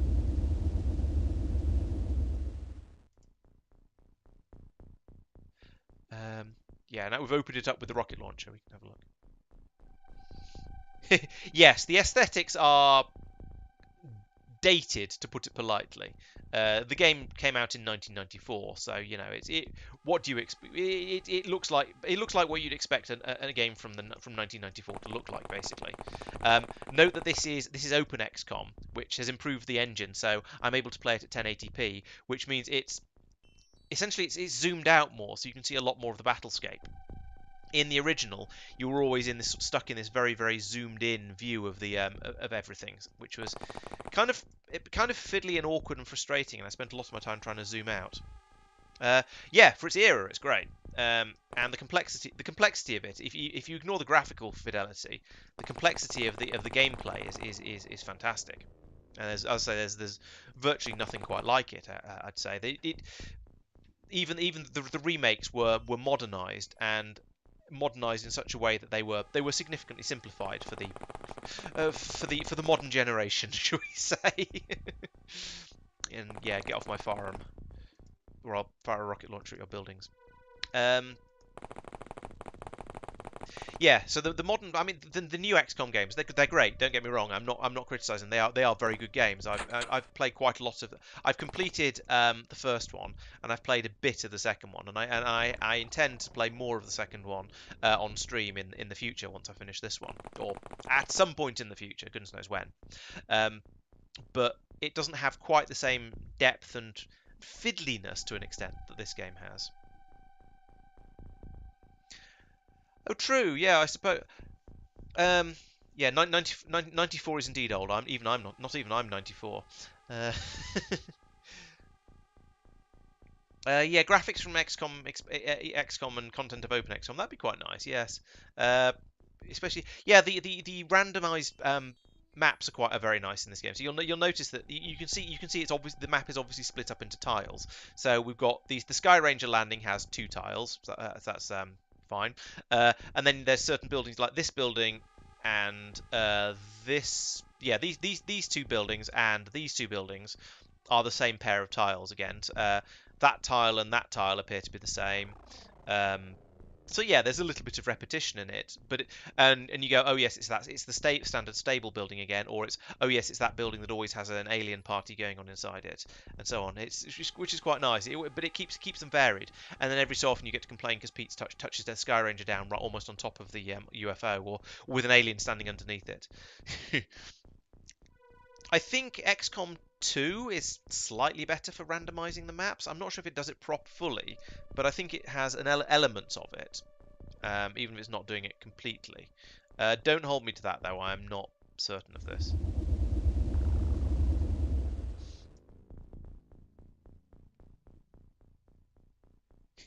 Yeah, 94 years is pretty old. I mean, that's nearly a century old, after all. I'm not saying born in 1994 is old. I'm saying that being 94 years old is old. Oh, he's flown off the edge of the building. Let's get him back on the edge of the building so it's got a tiny bit of cover from below. So here's the alien UFO down here. That's interesting. It's a smaller one than I thought it was. So that means that the alien who's been opening and closing the door we've been hearing has been popping out of the door over here, because this is a really small one that doesn't have any doors in it. So if we can get if we can get these 2 guys over to here to have a look over this way. If you move, did you move? Yes, you did move. Then we can hopefully we can take a pot shot at him as he pokes his head out of the door again. Alternatively, we could get one of the guys in the flying armor to come over here and drop in through the hole in the roof. That might be quite cool. Let's give that a shot. Yes, that's true. Terror from the Deep's maps were much bigger. The terrain on. So Happy Hippo, were you watching when we did that jungle mission earlier? God. Let's continue with the general advance, I think. That's all we can do at this point. That was a bit too far. That's a mistake. Oh, okay. Because I was saying one of the words. The jungle map I was on has trees and shrubs and stuff like that block sight, and some of it blocks sight, some of it blocks shots, some of it blocks. I'm never quite sure what blocks what. And the desert maps are a little bit like that as well with the dunes. So they're much harder to play on because you can't tell what's going to be causing difficulties for your line of sight. And so I don't like that, and I feel like almost all of the terrain in Terror from the Deep was like that. It was all of the sort of the funny kind of difficult to tell whether you should be able to see through it or not type terrain. So that coupled with all of Terror from the Deep's other issues, I think, in my opinion, makes it a significantly worse game. It is obviously much harder, but it's harder in ways that aren't good for the game. I think is basically what I'm trying to say, or harder in ways that don't make the game better. Um, is everyone familiar with the story of why Terror from the Deep is so bloomin' hard? Because that's a sort of an amusing um, accident.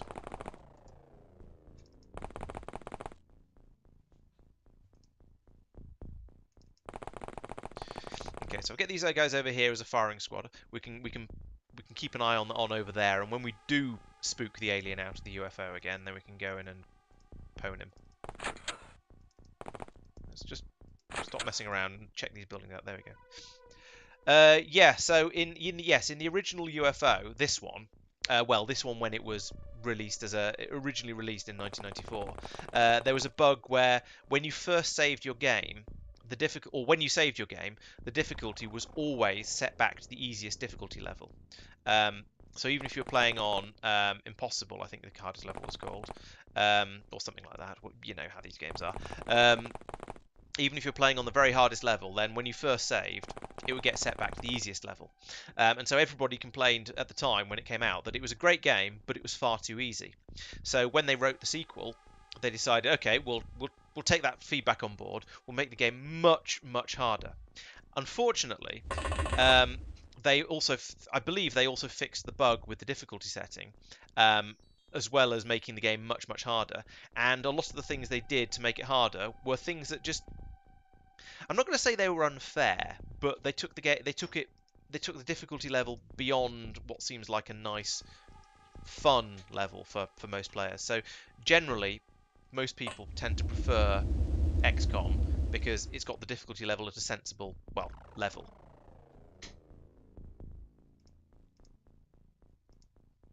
Okay, the alien did not come out of the bus. Let's drop this guy down here, and then bring him over here, and then in the next turn he can pop up and drop in there if we don't manage to spot the alien some other way. You move to here. Okay, alien is still indoors.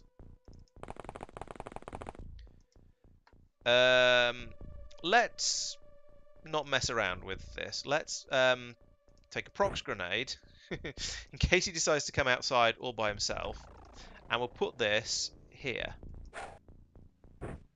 I am impressed with how good most soldiers are at throwing, to the point where when they don't land a grenade in exactly the square you request them to, it's quite surprising. That one has gone exactly where I want it, so hopefully alien will step out the door, it'll go bang, and that'll be done. Yeah, exactly. The Terror from the Deep was basically unfair with its difficulty levels. Throwing extra 59, so not ludicrously high, just really good throw.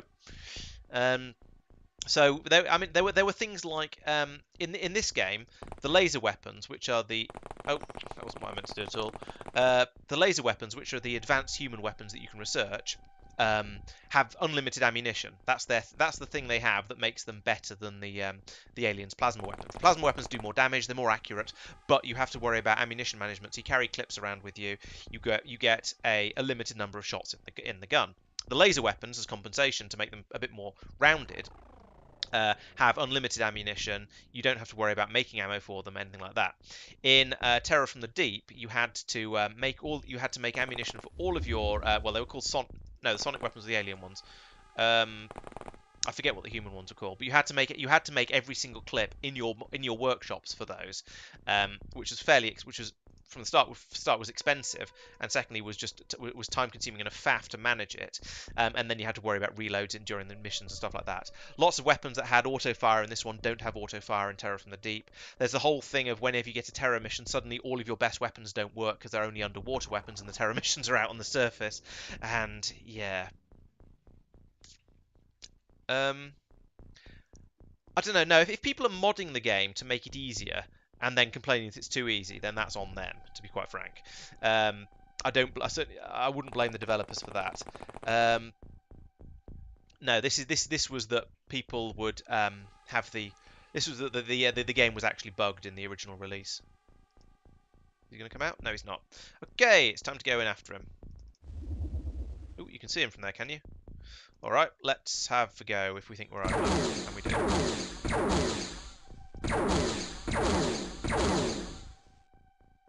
Okay, well that was not quite what I intended to happen, but, you know, it's a start. Let's bring the reinforcements in. So you get to here, I suppose? Where can you actually get to? Where can you actually get to?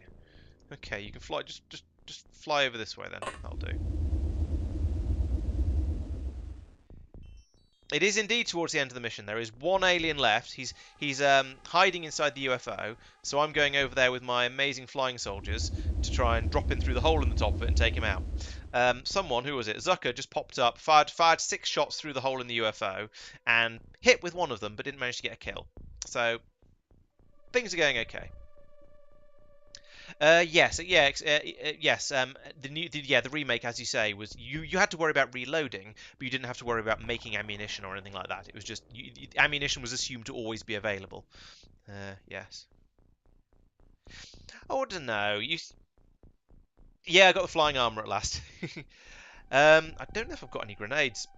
I've got actually there are 3 grenades somewhere in the game, but I don't know. I'd rather slam dunk a soldier into it, to be honest. Oh right, I was not aware of the modified version that messed with the... Oh, well that was nonsense. The Proxmine went off too soon. I should have put it slightly further out. I should have put it there because they have... Oh yeah, of course, the Proxmines have a all 8 squares around them sensitivity radius. So as he moved up to the door, it exploded and then he came out. But he stuck his head out, so that means we can shoot it off. This is a tough snake man. There we go. Success. No, as far as I'm aware, and this is sort of, you know, rumour around the internet that I'm repeating as if it was fact, the Terror from the Deep difficulty level was because the bug in the original game, not because people were cheating with it. And yeah, your troops are a bit crap when you first get them, and the guns are a bit crap as well, which sort of adds to that. But then they're disposable at that point. You've got to have the right attitude towards the game, so it doesn't and just go, yeah, okay, nobody can hit anything. We just need to put down a volume of fire, and eventually we'll take that alien down. And if a couple of soldiers get killed, then so be it. They're disposable. They only cost 40,000 each. Yep, completed. And Biomond and Joel have got promoted to sergeant. Well done, both of you. Yeah, oh yes, we're going to be in for some promotions actually, aren't we? Because I hired some soldiers for each of these bases. I'm not going to rename them because I don't expect to ever use them. If we ever do, it's going to be. Well, I can't put them in armor because there's no Sky Ranger there, and you can only put soldiers in armor through the craft. Oh, that's really annoying.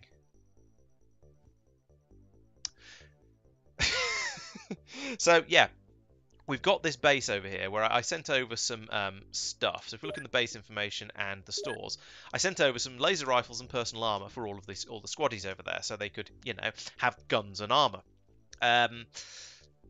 You can't put people in armor if they don't have a landing craft, a Sky Ranger or similar, to let you get at that particular editing thing. So I mean, I can go into the soldier information screen here, but you can't. Oh no, you can't. Sorry, take it back. You can armor them from here. I take back all of my complainings. Let's armor them all up. Here we go.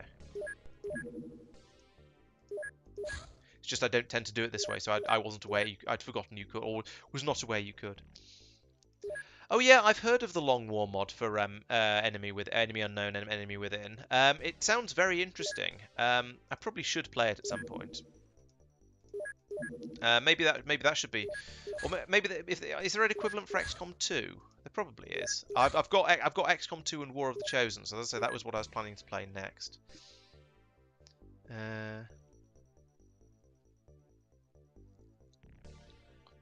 It'd be nice if it'd be nice if the feel was a bit more. I don't want to say disposable soldiers because that feels mean, but it's basically what I mean. Hooray! We've made 40 flying suits.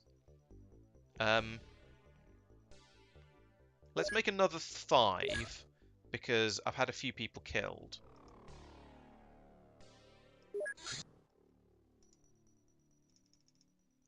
And then we'll put everyone onto laser rifles until I need something else. Hey Zucker, yeah, we didn't lose anyone this time. No, not Long War as in Long Earth. Long War is a mod for XCOM Enemy Unknown, or possibly Enemy Within, that basically extends the game enormously, hence the name, and is apparently very, very good, although I have never played it. Uh, I'm sort of tempted to at some point, but because I've completed Enemy Within, as in XCOM 1 plus its expansion pack, and I haven't completed XCOM 2, I sort of want to do that one first. Sell. Let's get rid of all the Snake Man corpses we've acquired. We've still got 4 personal armors hanging around there. Snake Man corpses. Not very many of those, actually. Never mind. It's not like we're short of cash. So weaponry, how are we doing here? We've got 33 heavy plasmas. So another 3 of each of those, and plasma pistols sort of stabilised. So yeah, I think I am going to need to research heavy plasma at some point soon, I think. Find out what that's like.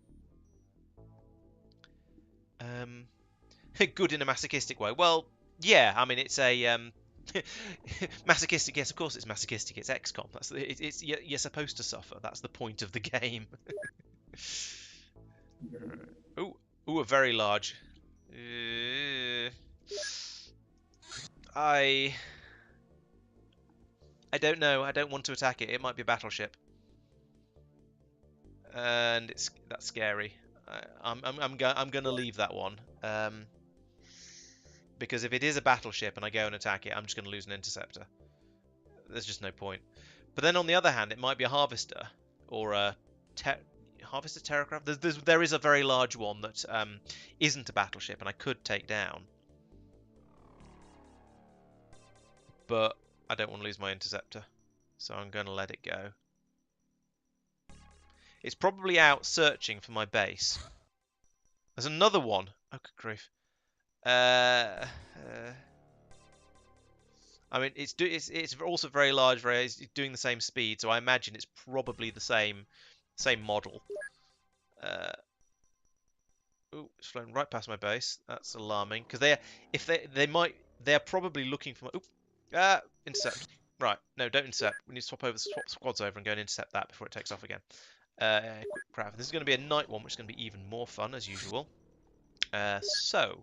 But we do have good armor. We're generally well equipped now at this point, so I think hopefully I can take on that ship with only acceptable levels of losses. We are still in sorted by firing accuracy, aren't we? Yes, we are.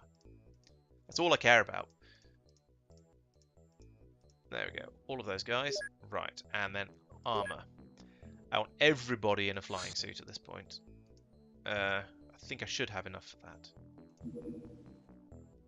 And I made... No, I made 40 of them, I think. Now, I have lost 1 or 2. No, I can't have made 40. I must have made... Maybe made 50. I don't know how many I made, actually. But I do want to have everybody in a flying suit if I possibly can. If not, then they're definitely going to be in power suits. But okay, so we're too short on the flying suits. So it's lucky I'm making another 5, I suppose. But that's pretty good. We've got most of our guys in flying suits. Except the first. Actually, let's have the first couple in flying suits.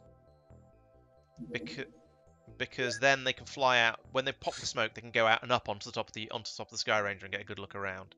I don't know if that's actually a good idea, but it feels like it. It feels like a sensible plan. I shall look at that link in a moment, I think, or in a moment meaning when I've finished the stream. So we have a rocket launcher, which we're probably not going to use because there won't be any buildings on this map because the UFO is going to be so big that there won't be room for any. We've still got those 3 grenades for no apparent reason. Smoke, procs, medikit. We've got lights. That's going to be good because this is going to be a night mission. 14 plasma rifles. We're just going to go in full plasma rifles for everybody and go in and attempt to prod buttock. So, intercept, whip it. Oh, they both landed. Oh my god. In that case, let's go for that one because it might still be daytime when we get there. And then depending on what happens... No, I don't think it is. I think it's going to be nighttime. Depending on what the other one does, might then be able to go and might be able to go and assault that one as well. So this is going to be seriously dangerous. It's a big UFO. It's a very big UFO which means there's going to be a lot of enemies on it. It's night time, so it's going to be dark.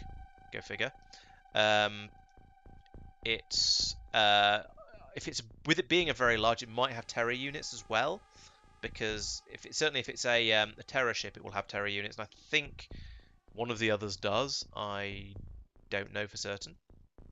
I don't know why I'm doing this so slowly. Probably just sort of trying to, because I'm scared. Let's just go. Oh, I take it back. There are some buildings, and we have spotted an alien already. What are we playing with today? There is a sectoid on top of the building. Okay, well, I guess the first thing to do then is to start shooting.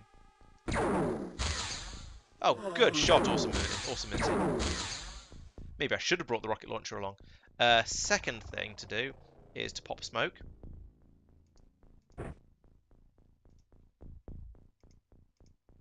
You see, we're now getting to the point where my A team, the ones who are supposedly the better shots, are the ones who are going in for these difficult missions, and they generally, usually manage to hit stuff.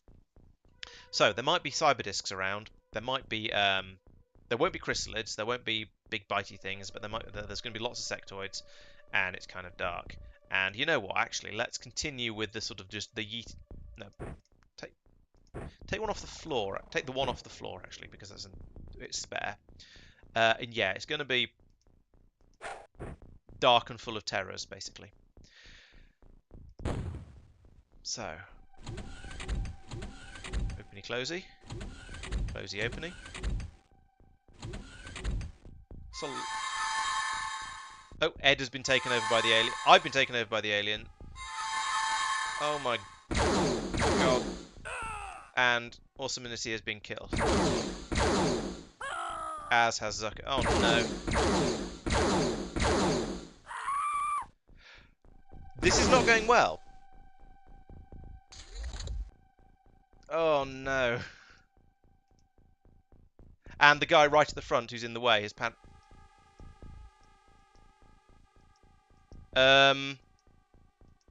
okay. We are now completely stuck. So we've got the guy at the front has panicked and can't move. The two people and then these two people here. Oh no, we can get out like that, but I'm not sure I want to at this point. Oh, that was horrific.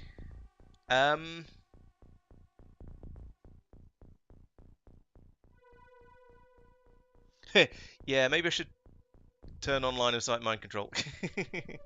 Yeah, at this sort of range, they can't miss anything. That's the problem. Oh, I don't know. Do I want to carry on with this, or do I want to dust off and go, nope?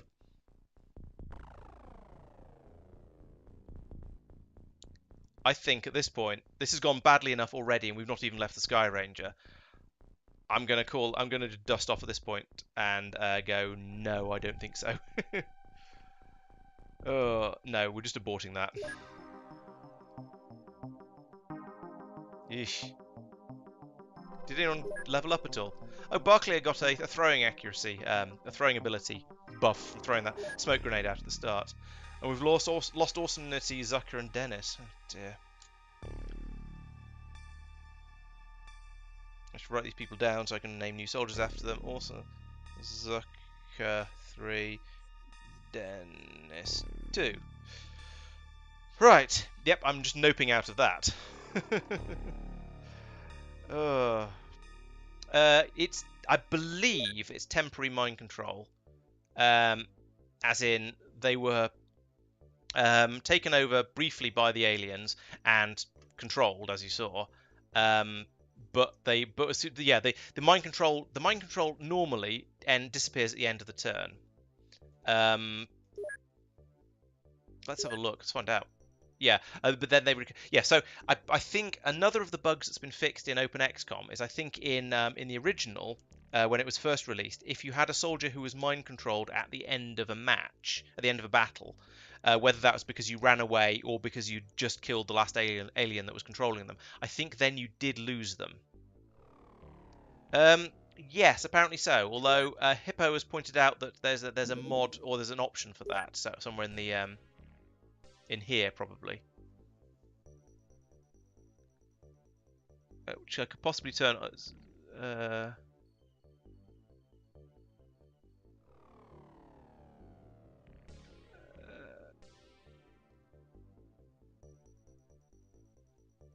here we go. I've got sneaky AI turned off. Basically, this was meant to be more or less vanilla on absolutely everything. That sounds quite good. I might have to play this game again once I finished it, probably on the harder, even harder, on the hardest difficulty level. Okay.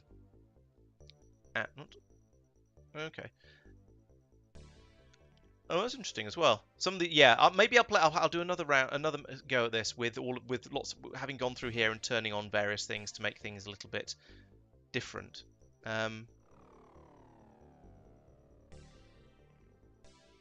Uh, I don't see the maybe it's another mod you can install to get for psionics to only work through line of sight. I'm not sure. Right. Anyway, let's buy some more soldiers since apparently I need them. That was not a good start to a mission at all. Purchase. That's what we're looking for. So another three of those. Okay.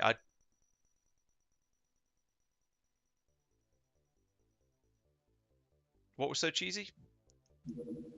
Hyperwave decoder. Excellent. So this is a new radar system. Blah blah blah blah blah. It's a better radar. So now let's see. I think it might be a good idea to get. So I was thinking, let's go after the heavy plasma. So I've got a more powerful gun for taking out the aliens that take more than one hit at the moment. Oh, mind control through walls. Okay, I'll go. Yeah, I might turn that on because that was a bit too cheesy. Oh right, no, I'll have another look for the mod in a second. So what I think I want to do now is look into So right, okay, you're up to you guys now. Let's have a vote. So the things we can look into at the moment: there's heavy plasma, which gives me a better weapon that can do more damage and will help with taking out the tougher enemies. I could do plasma pistol, but I'm not going to. Could do motion scanner, but I'm not going to. Blaster launcher is a missile launcher that fires an extremely powerful, missile that will punch holes in just about anything, but I don't have very many of them and they're expensive to make. Alien grenades are exactly what they sound like. They're a better grenade. UFO construction will allow me to start making better interceptors and better craft in general. Food, entertainment, surgery are all just sort of box text, so they'll happen pretty quickly and they'll give us something interesting to read. Heavy lasers are kind of they're like lasers but heavier, so there's probably not much point in making those because we've got the plasmas and we have so much ammunition for those that I don't think I'll ever run out. Plasma defenses allows you to defend your base with plasma weapons. I'm not going to use that because I'm not going to do that one because I'm not bothering with defenses for the bases. Alien corpses will tell us about the corpses. Alien origins is probably going to be box text and also plot advancement. Sectoid leader, I'm not sure that gives probably again plot advancement. Soldiers, medics, terrorists. I'm not sure where psionics is going to be in this. So, yeah, I'm open to suggestions. So we have one vote for alien grenades, one vote for better interceptors. Anyone else? What else do you think we should go for at this point? Because there are definitely options.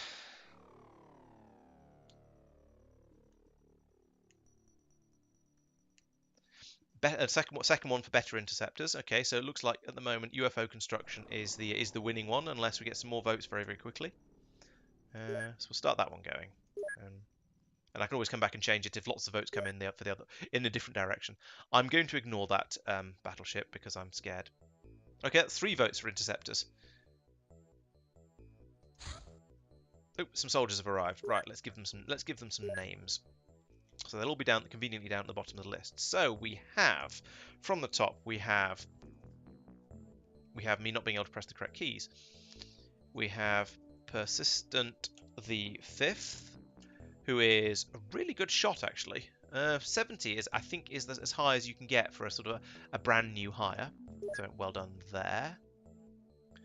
I shouldn't have clicked that button. So he's going to be Luna the 3rd,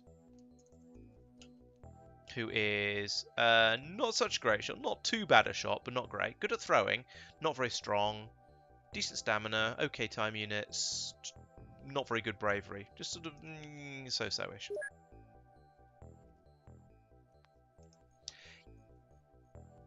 Yeah, it's easier UFO takedowns would mean I wouldn't be running after them quite as much, trying to catch up with them in order to take them down. So that'd be quite nice. Have a better, my interceptors would be able to catch up better, and eventually I'll get ones that are tough enough to take on the enemy battleships. That was Luna. So this is awesome. I can't spell this name. Where it's not in the easy to spot history. Anonymity, I think. The third, and you're a good shot. Firing accuracy 68, very good shot. Happy with that. I'm probably going to promote you right into more or less frontline troops straight away, even as a rookie. We've got Zucker the fourth, who is not very good. Decent time units, very very cowardly. I don't know whether it's terrible shot, mediocre firing, and not very strong. Sorry, he's not very good, I'm afraid. And Dennis the third. Dennis 3 is also, he's quite good at throwing, bit stronger, much braver, but still not a very good shot. Okay. Sucker 4 is really bad, I'm afraid. Yes. He might have amazing psionic abilities. That might be that. There's a couple of scores left that we don't know about yet, so it might turn out that Zucker is amazing, has an amazing brain. He's just terrible at shooting and wandering around and throwing things and going for a run and just other sort of stuff like that. If you ignore a crash site, it will eventually just disappear. You don't get, I think you certainly don't gain points from it. I don't know whether, and I think if you ignore a touchdown site, which that one, which those two were, if you just completely ignore those, I think you lose points because there's more UFO activity in that area. Oh yeah, I don't have a hippo soldier. Sorry about that. I'll call someone hippo when I get when these people arrive. In fact, so let's go and name these ones as well.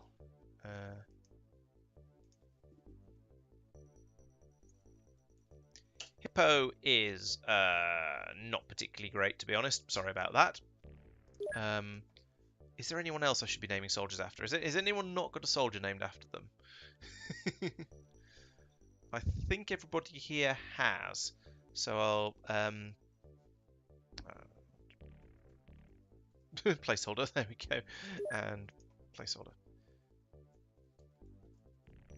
for when more people get killed, or I realise I need more soldiers. Or really, I've got some names I haven't.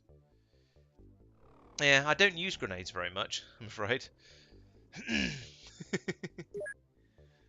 There we go.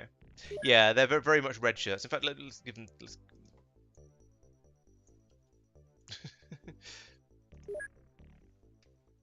Yeah, okay. They're not great, but we'll see when they're needed. Research complete on UFO construction. So we've power source, navigation system, hull built from alien alloys, hull, gravity, blah blah blah blah blah blah blah blah. Possible to build these types of craft. So now we can research new fighter craft. So this is still part of what we're doing before. So I'm not going to ask you to vote again.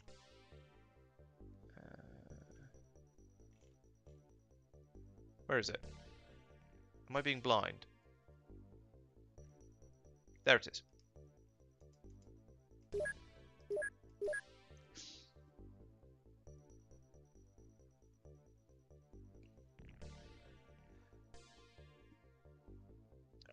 Okay, we.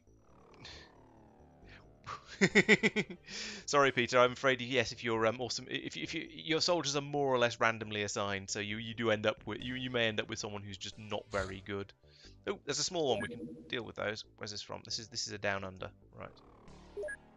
We can definitely take that one on. We kind of need this after the woeful showing in the last round to try and regain a little bit of confidence in the troops. Taking on the battleship was a bit ambitious, I will admit. Okay, let's take the meat shields out and find out. The ones that survive can get actual names. So back over here, crew. We are going to sort by firing accuracy, and we are going to unload all these people down here and start from up here. Despite all the newbies coming in, Zucker 2 No Guard 2 still has the worst firing accuracy we've ever seen. Do I actually have 2 full squads now? I think I have. I've got, oh no, not, yeah, more than. There's, yeah, that's impressive. So we should armor them all up, to be fair. That means all you guys down here need to give up your flying suits. This is just asking for a base assault to come in, isn't it, when all these guys are naked. Okay, I say naked, you know what I mean.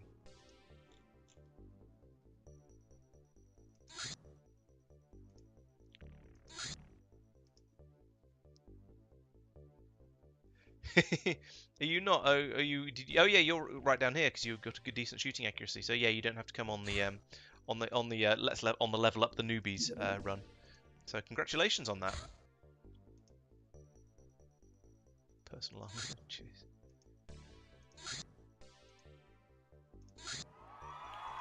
Oh, thank you for the sub, Frog Basher. I shall go and rename one of those soldiers after you. Much appreciated.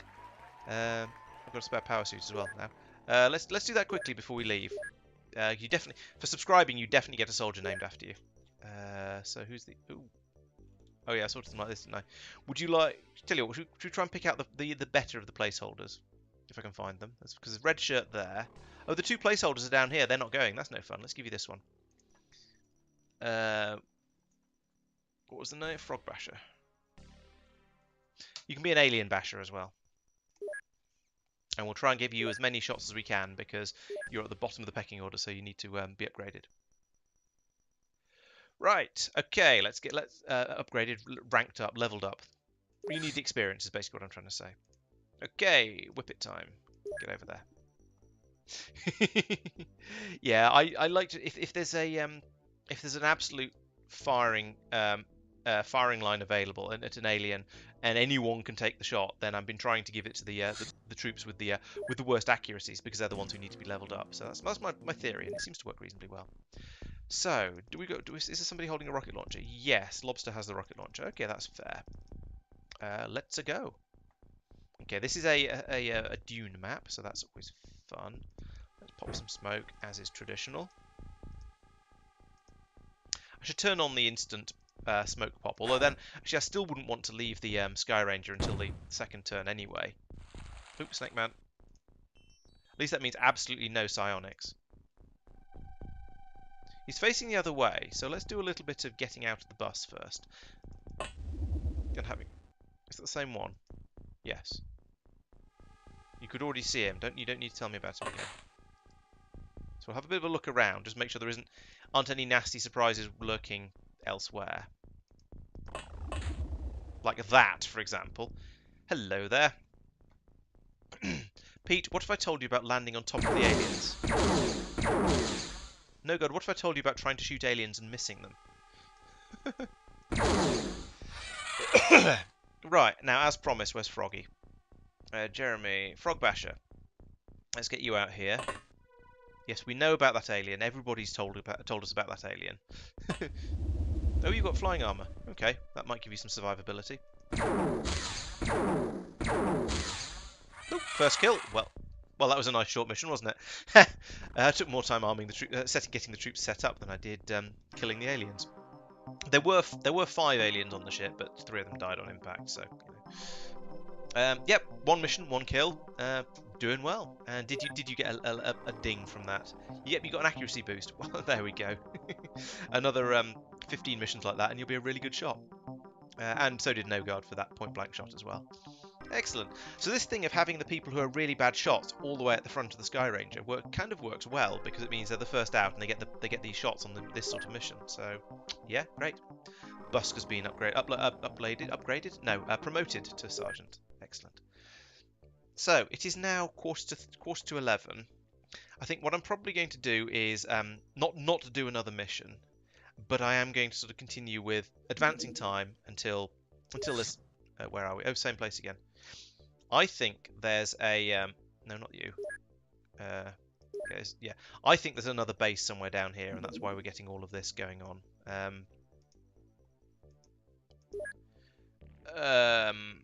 Exactly where it is, I wouldn't like to say, but the fact there's so many craft around here and Australasia pulled out makes me think they're trying to build up another base. Now, maybe when we upgrade to the... in fact, what I could do... I can't do that anything with the Sky Ranger at the moment, but send the Sky Ranger over to loiter over here and just see if it can find another alien base, because taking out another of those is always a good idea. So, shoot this one down. Like that. Nice and easy. I feel like saying to the Sky Ranger, actually, don't go back home, just come back out again, but unfortunately you can't do that. I can redirect the interceptor to go off and go and intercept something else, do something different, do something, go off somewhere else, because it's still got 87% of its fuel. But I can't tell the Sky Ranger to just go off and do a second mission with the soldiers who are already on it, which is a little bit frustrating. Oh, that's a good point. Interceptors can scout, can't they? So yeah, let's put that here and just do a bit of scouting. Maybe a little bit further, actually. About here, just in case it's down in Tasmania.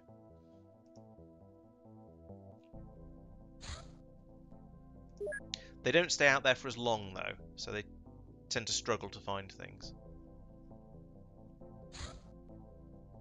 Oh, there's a landing site. Can I send the Whippet? No, I can't send the Whippet. I can send this to loiter over it, though. How much fuel have you got? 69%. Nice. That'll do. Send that to loiter over it, and then if it tries to take off before Whippet's ready to go out and for another sortie, then we can deal with it. Oh, it's back. Right. Refueling, yes, but you still got this. You're a Sky Ranger. You've got plenty of fuel. Let's go to here because I'm not doing. I don't want to do a night mission.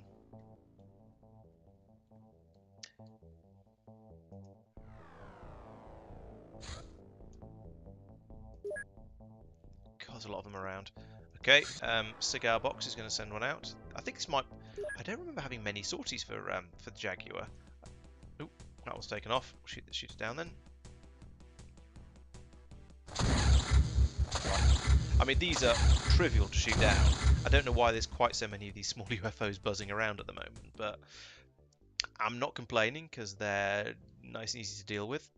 Although the number of them I've got scattered around, the number of crash sites I've got scattered around the world now is a little excessive. Oh, I think we're going to lose that one. Yeah. I think it must have gone to space, so we'll just return to space. Okay, so Ready Whippet's on his way down over here. So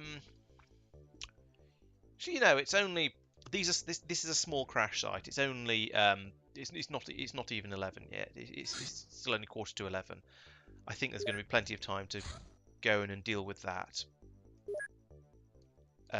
crash site, and then go to bed. So let's do let's do that. So select new target, go to that crash site. It's probably going to be like, well, of course we'll do this and we'll discover it's mutons or ethereals or something like that, and everything goes horribly wrong. But I think it's probably going to be okay. I think it's probably just going to be more snake men, and we're going to be able to waltz through without too much difficulty. Okay, we've got some buildings this time, so we may need Tristan to blow some stuff up. We shall see how that goes. But first, we shall put some smoke down, as is traditional. Aliens in the ship. No aliens in the build. Well, no aliens moving around in the buildings, which isn't quite the same thing. Let's jump someone up onto here. Pete, you've landed us right next to the UFO. What are you doing? You're trying to get everyone killed.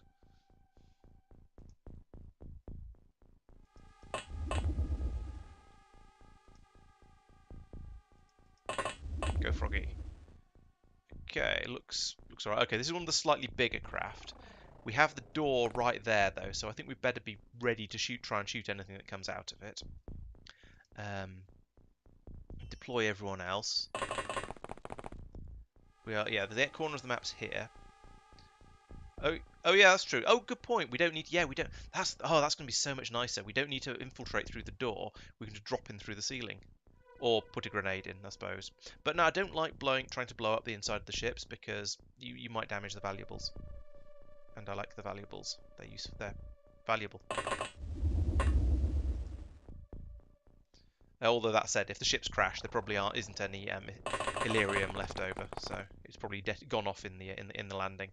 So it's not going to be particularly. There's less of the valuables than I was otherwise have thought, but than there otherwise would be. Sorry. Ha! Yes, putting an alien grenade in for opening up the making a ship safe would be pretty effective. Yes, although it would be really, really destructive for any of the Illyrium you're trying to recover, though. So downsides to it from that as well. Where's Lobster with the rocket launcher? There he is.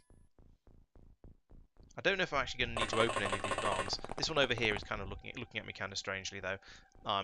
There might be aliens in that one. It's a sort that is often dodgy. Peter, let's put you over. I don't know. I mean, I'm just trying to get everyone spread out a bit as they come out. Okay, you're not in the smoke, you muppet. Oh, never mind. I don't think we're going to see anyone for a moment or two anyway. So I think we're probably pretty safe. Right. Okay, we're all out.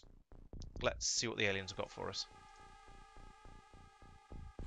Oh, there's one on the roof. It's one off of the roof. Where's Tristan? There's Tristan. One round in through this window, please. How about here, then? There's nobody there. Or at least if there is, we can't see them. Let's send a scout over. Found you. Okay. Right. Okay. So let's do the find the real rookies. And by rookie I mean bad shot. 49, 48, 48, 48, 46, 46, 42, 42. Okay, we'll give this one to No Guard the second. If assume he's in a position where he can shoot. I don't think he is. I don't think there's there's going to be Sky Ranger in the way and building in the way. Okay, who's next then? Zucker. No, you're on the wrong side of the group. Frog Basher. Okay, yep, you get to have another go. Emphasis on go. There we go. I mean, Tristan softened him up for you a bit, but you got the kill, so that's cool. Well done. Let's bring someone who can probably shoot a little better, actually, over to here. I can't get that far in one go. Let's put him up. Can I get on this building anywhere? Anyhow? No, not quite. Let's try anyway. Oh, he spotted an alien. Ooh. As ever, the aliens are having a party inside the building. This is why I open them up with the rockets, so we just have a bit more visibility inside. We can have a chance of then taking them out from over here. Like that. Nice. And taking the door out off its hinges as well. To be honest, sending him over there probably not such a good idea. There might be more aliens. So let's do a little bit of scouting. Send a couple of guys over this way. I don't think there's going to be any aliens over here, but I don't like to assume things like this. So we're going to go over and have a look anyway. Who needs doors when you have a plasma rifle? Yeah, I mean, I think it's more of a who needs keys when you have a plasma rifle. You still need something. You still need there to be a hole in the building to go through. But although you can make a doorway with a plasma rifle, I suppose, which I think is what you meant. So yeah, is what you were saying. Yeah, and plasma rifles are quite effective for that sort of thing. So I want to use my troops with flying armor to do the jumping up and going in through the whole thing again, because that was really effective last time. So we'll send a few of these guys over this way, and probably, to be honest, the ones who are already up here might as well do the same sort of thing. Get down here. Oh, found another one. Is he inside the UFO? I think he's inside the... Yes, he's inside the UFO. Right. Let's just give it a shot. Pun entirely unintended, honest. What was that? Come on, No Guard. This is why No Guard has the worst accuracy rating in the entire squad. I don't suppose you can shoot him, can you? Where is it? There it is. No. Okay. Yeah, all of that roof is in the way. The angles are just wrong. Okay. Well, never mind. We'll get him another. We'll get him next time. You know what? Why don't I actually use my flying troops to recon this area? That's going to be much easier, isn't it? Much easier than having the ground pounders make their way over. Who's not moved? You've shot. You've shot. Haven't you? Another rocket? Another rocket. There we go. Have I forgotten anyone? Yes, I've forgotten Luna. Sorry, Luna. Put you behind the wheels over there, just in case anything pops out of the door. Zucker, how far can you get? Yeah, put you over there. Oh, you're a flyer as well. You can pop over the... And so is Luna. You can all pop over the top and go in. Yeah, the aliens don't seem to use prox mines, fortunately. It's only me who gets the prox mines. So that's a relief, because if they did start placing them down, I'd just get even more paranoid. No, God, you might be in trouble if the alien decides to return fire, or it might just panic. We'll see. Ooh, there's another one over there. Well, fortunately, the aliens aren't very good shots. So you, Gort, can you get a shot off over this way? You think you can? There's a convenient window and several convenient walls, or inconvenient walls, depending how you look at it. This is not my A-team. Alright, Philios, now he's opened the scenery up a little bit for you. Can you hit that alien? You're not even hitting the piece of scenery you said was in the way. Oh, that was close. My goodness. I need to send these troops off just to spend some time on the range and just learn to shoot a bit. So where was that alien? Oh, we can't see him at the moment. Yeah, one more wall piece in the way, and then the whole building will fall down. Except they don't, because this is XCOM, which doesn't believe in buildings collapsing. Probably for the best. Okay, so you can see... Oh, there's two in there. This would be a good time for a grenade, if you had one. Who's got grenades? Have you got a grenade? No. Got prox mines, which are nearly grenades. Oh, but grenades don't go off till the end of the turn, so it's always a disappointment, because you never quite... You never know whether you've done well enough or not. It is tempting to chuck a prox mine down between them, so it'll hopefully go off and take them both out. But I suspect it probably won't, so I'm just going to start shooting them as is traditional. Turns out Zucker actually isn't a bad shot. Oh, he's run out of time units though, which is fair. I did fly him up onto the top of a UFO. Let's let Frog Basher have another go. So put you there. Yeah, the flying armor is a lot of fun. It's great for sort of surprise assaults through the roof of a UFO. That was terrible. Altreus, your turn. Alright, yeah, you can shoot it from there if you want. That's fine by me. I said you can. Apparently you can't shoot it from there. It was not to be. Okay, well that was fun. We got one of them at least, and there's this guy over here. So you two have both emptied your time units, haven't you? Yes, you have. Who else do I have eye in the sky? You. Right, okay. Let's take this one out, because I think this one's more dangerous. There we go. And I don't. Can you shoot that one? No. Okay, that would have been a bit too much, I suppose. Is there another one who's up in the sky? There is, yes.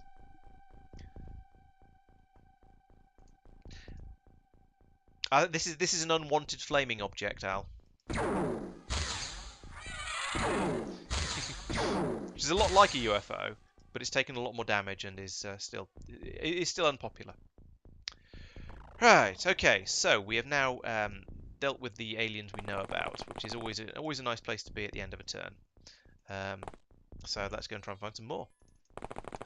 Although not just yet, and I don't really want to find more just yet, but I do want to know that I want to continue with the general exploration a little bit. That was not quite fast enough, which is annoying. You two. I don't really want to do a frontal assault on the UFO, but I'll bring you guys over here anyway, just in case that ends up being useful. Actually, that's the rocket launcher guy. He's not so useful for assaulting UFO, although he does have a laser pistol, which might do some damage. I think that's probably no, it's not everyone. We have another flyboy over here, so let's pull him over to here, because there almost certainly aren't any aliens over here. but it's always nice to check. So there might be another one lurking up in this corner here, but I think more likely that, or possibly in this barn over here, but I think more likely there's still one left somewhere inside this UFO who's just sort of hiding from us. Let's find out. Oh no, it's around the back of it. Okay. Sneaky sod. Luna, go there. You have no visibility on that.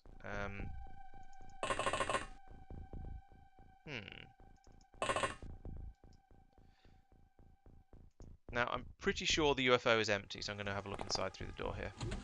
Oh no, there's one right here in the middle of it. Dennis, you get strips.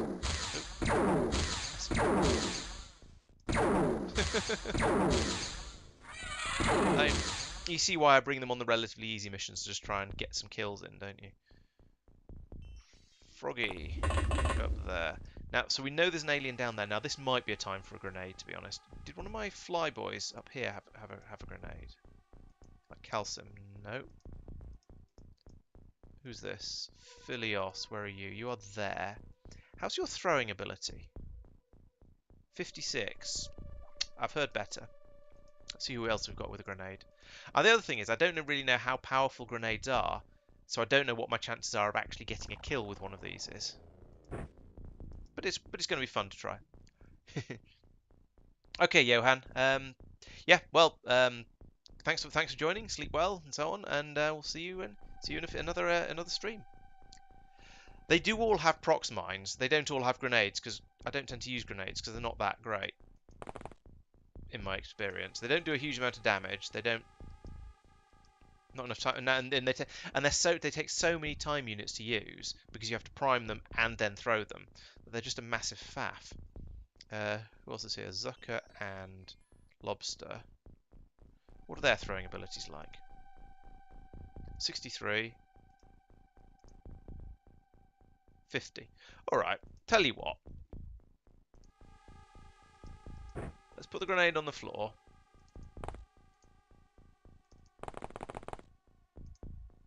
Pick it up. And have another go at yeeting it over the UFO. That landed on the roof. You see what I mean? And even when they do land, they often land in the wrong place. So yeah, grenades, not so great, in my experience.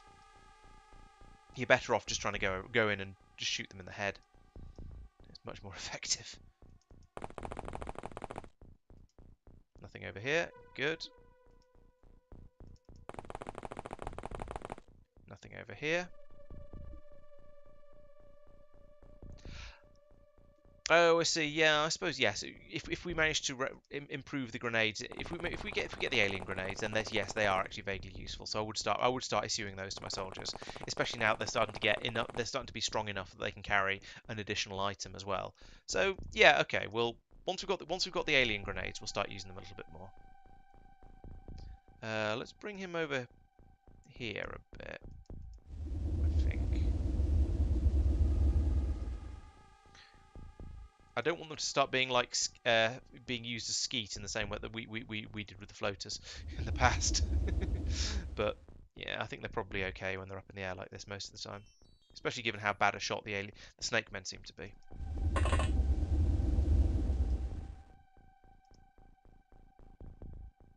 Zucker, right, you go around. Yeah, you go around this way. Oh, you've got a fly suit as well. Okay, I'm not used to everybody having flying armor. This is taking some getting used to. Yeah, that was useless. Ooh. Oh, it was my guy shooting at the alien. That's okay then. Oh, bugger. Sorry, Frog Basher. I'll give you a different unit. I'll give you someone hopefully slightly better in your next for your next reincarnation. Oh dear.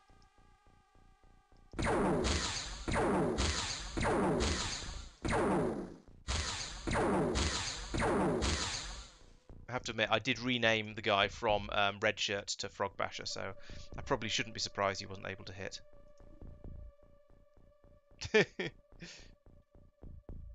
Oh, spherical detonation. Okay, that's going to be something else. Like I said, I didn't really. That's a surprisingly good shot. I'm surprised. I have to admit, I didn't really look through the mod options very carefully in OpenXCom because I wanted to play a sort of a reasonably vanilla, classic XCOM game. Got accuracy buffs for a few people, so that's not too bad. So yeah, I'll have to have a look through the options next time.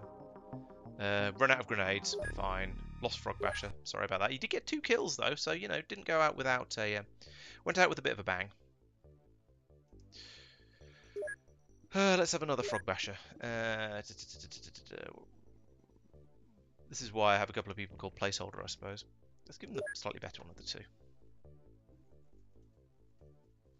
Still, oh, 61 actually. That's actually 61 is a reasonably good shot.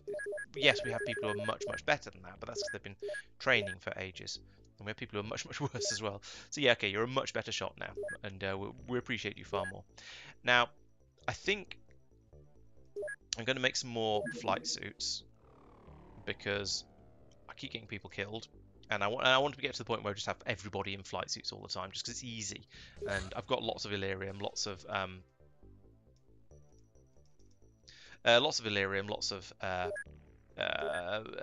alien alloys. So I think it's okay to spend a load of those on the flying suits. If not, we'll just have to go out and raid more UFOs. But then that's kind of what we're here for. So yeah, Frog Basher has now gone from being he's now got a much better soldier named after him. So I didn't call him the second. I need to do that. I should do that. Do Frog Basher 2. There we go. Okay, so what are we researching? Oh yes, we're researching the new fighter craft. Good progress on it. As before, I'm going to ignore that small one down there, I think, and just let some time pass. It's a very small. Okay, we'll blow that up. Where are we here? This is going to be the koala that goes to get that one. Shoot that down. We'll wait till something big and major event happens, and then I shall call it a stream. So yeah, as ever, thank you very much for watching. I hope you've enjoyed the stream. I shall not be doing anything next week, I'm afraid, because I shall be away on holiday. So that's what holidays are for. But then the week after that, there will be a Factorio stream on the Monday as normal. Then we'll have a where is this one? There, okay. We'll have a Factorio stream on Monday, and we shall continue with the XCOM on Wednesday as normal. Videos will be coming out hither and yon. Usual. Oh, that's yeah. Go back to base. Don't care. Videos coming out on Fridays and Saturdays as usual. Basically, everything's going to be back to normal the week after I come back from holiday. So yeah, I shall be back then. I'm not touching that one. Not until I've got a much better interceptors to try and take it on with.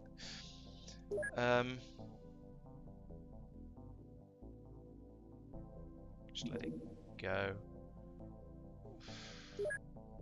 Where's that one over there?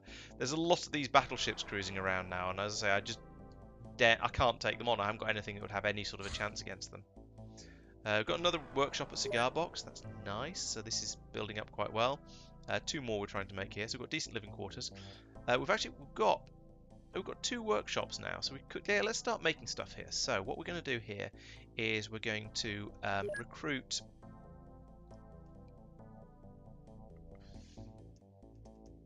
50 engineers.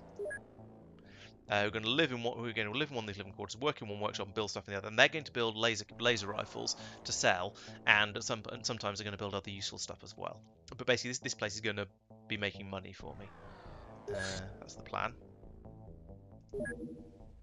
This is another one of these, and as usual, just can't do anything about it. Oh, it's only large. Okay, let's send the leopard out to try and take on that one.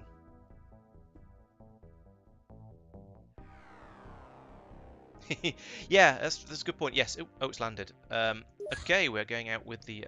No, this is a large one. Let's swap the team over. So I'm going to set this one up. I'm going to set the craft flying out, so we've got something to do immediately at the beginning of the next stream. So equip the craft. Where at? What? We're on the wrong base. Equip the craft. The ready with it is going to have the A team. Bam bam bam bam bam bam. Da, da, da, da, da, da, da, da. Click better, Laurence. There we go. Let's sort by firing accuracy to get everyone into the right place, and then bum, bum, bum, bum, bum, bum, bum, bum, bum, bum. Clicking is hard. There we go. Everyone from Hippo downwards, including one of the placeholders. Let's not take the placeholder. Now we need to armour them, so everybody down here should be given a flying suit. You see, this is why I want to have enough flying suits for everybody just be fully armoured. Or maybe what I should be doing is just sending in the, not giving the B team flying suits, just giving them power suits. And then reckoning on them going in with a couple of the A team to provide Overwatch, and just have them in power suits. Probably makes sense, really, wouldn't it? 1, 2, 3, need 3 more. Not that I have enough power armor for that either, but you know, the plan is a good one. No, not power suits. I don't need more power suits. I need flying suits.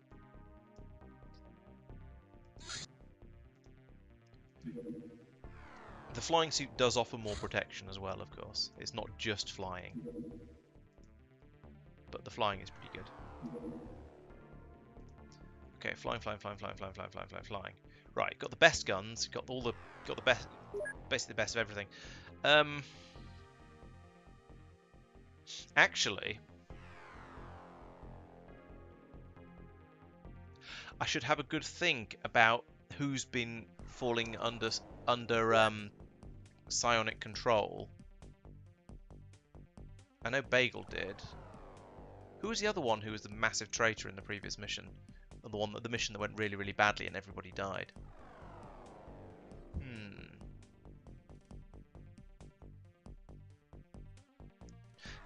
I don't know. Maybe, but one suggestion I did see on another streamer's channel was to basically find your psi weaklings and give them the autocannons, because the autocannons literally can't damage the power armor or the flying armor. So it doesn't matter if they go nuts and just start shooting people, because it won't do any damage. And you can then take them along to absorb all those psionic attacks and just spend the whole mission gibbering in the corner or being controlled by the aliens. I can't remember that. I can't remember if it was 11. I don't remember.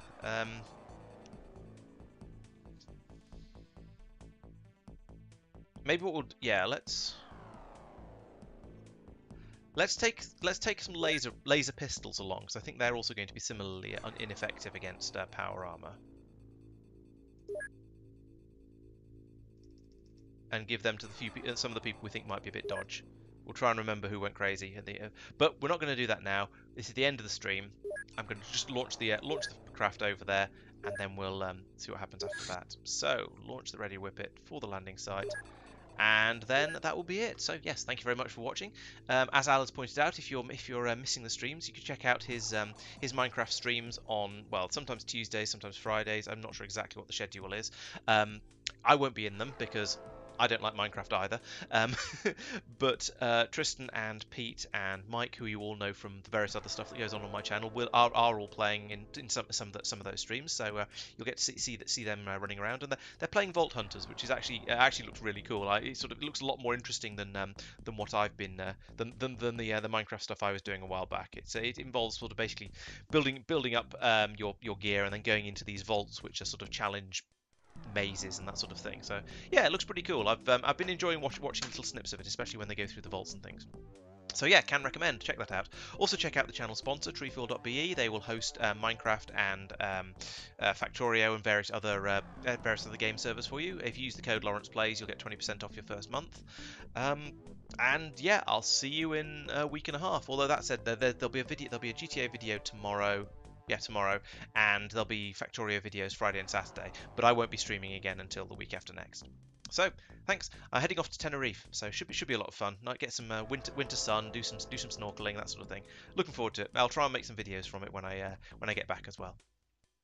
Right. So, yeah, once again, thanks very much, and yes, thank you for the good wishes, everyone, and I'll catch you in the next stream. Bye bye. Oh, and actually, if you're on Twitch, I'll try and find somebody else who's playing an XCOM like game. It'll probably be the new ones because there seem to be more people playing those, and go off and raid them. So you'll have something to watch after I finish. So once again, thanks, and I'll see you next time. Bye bye.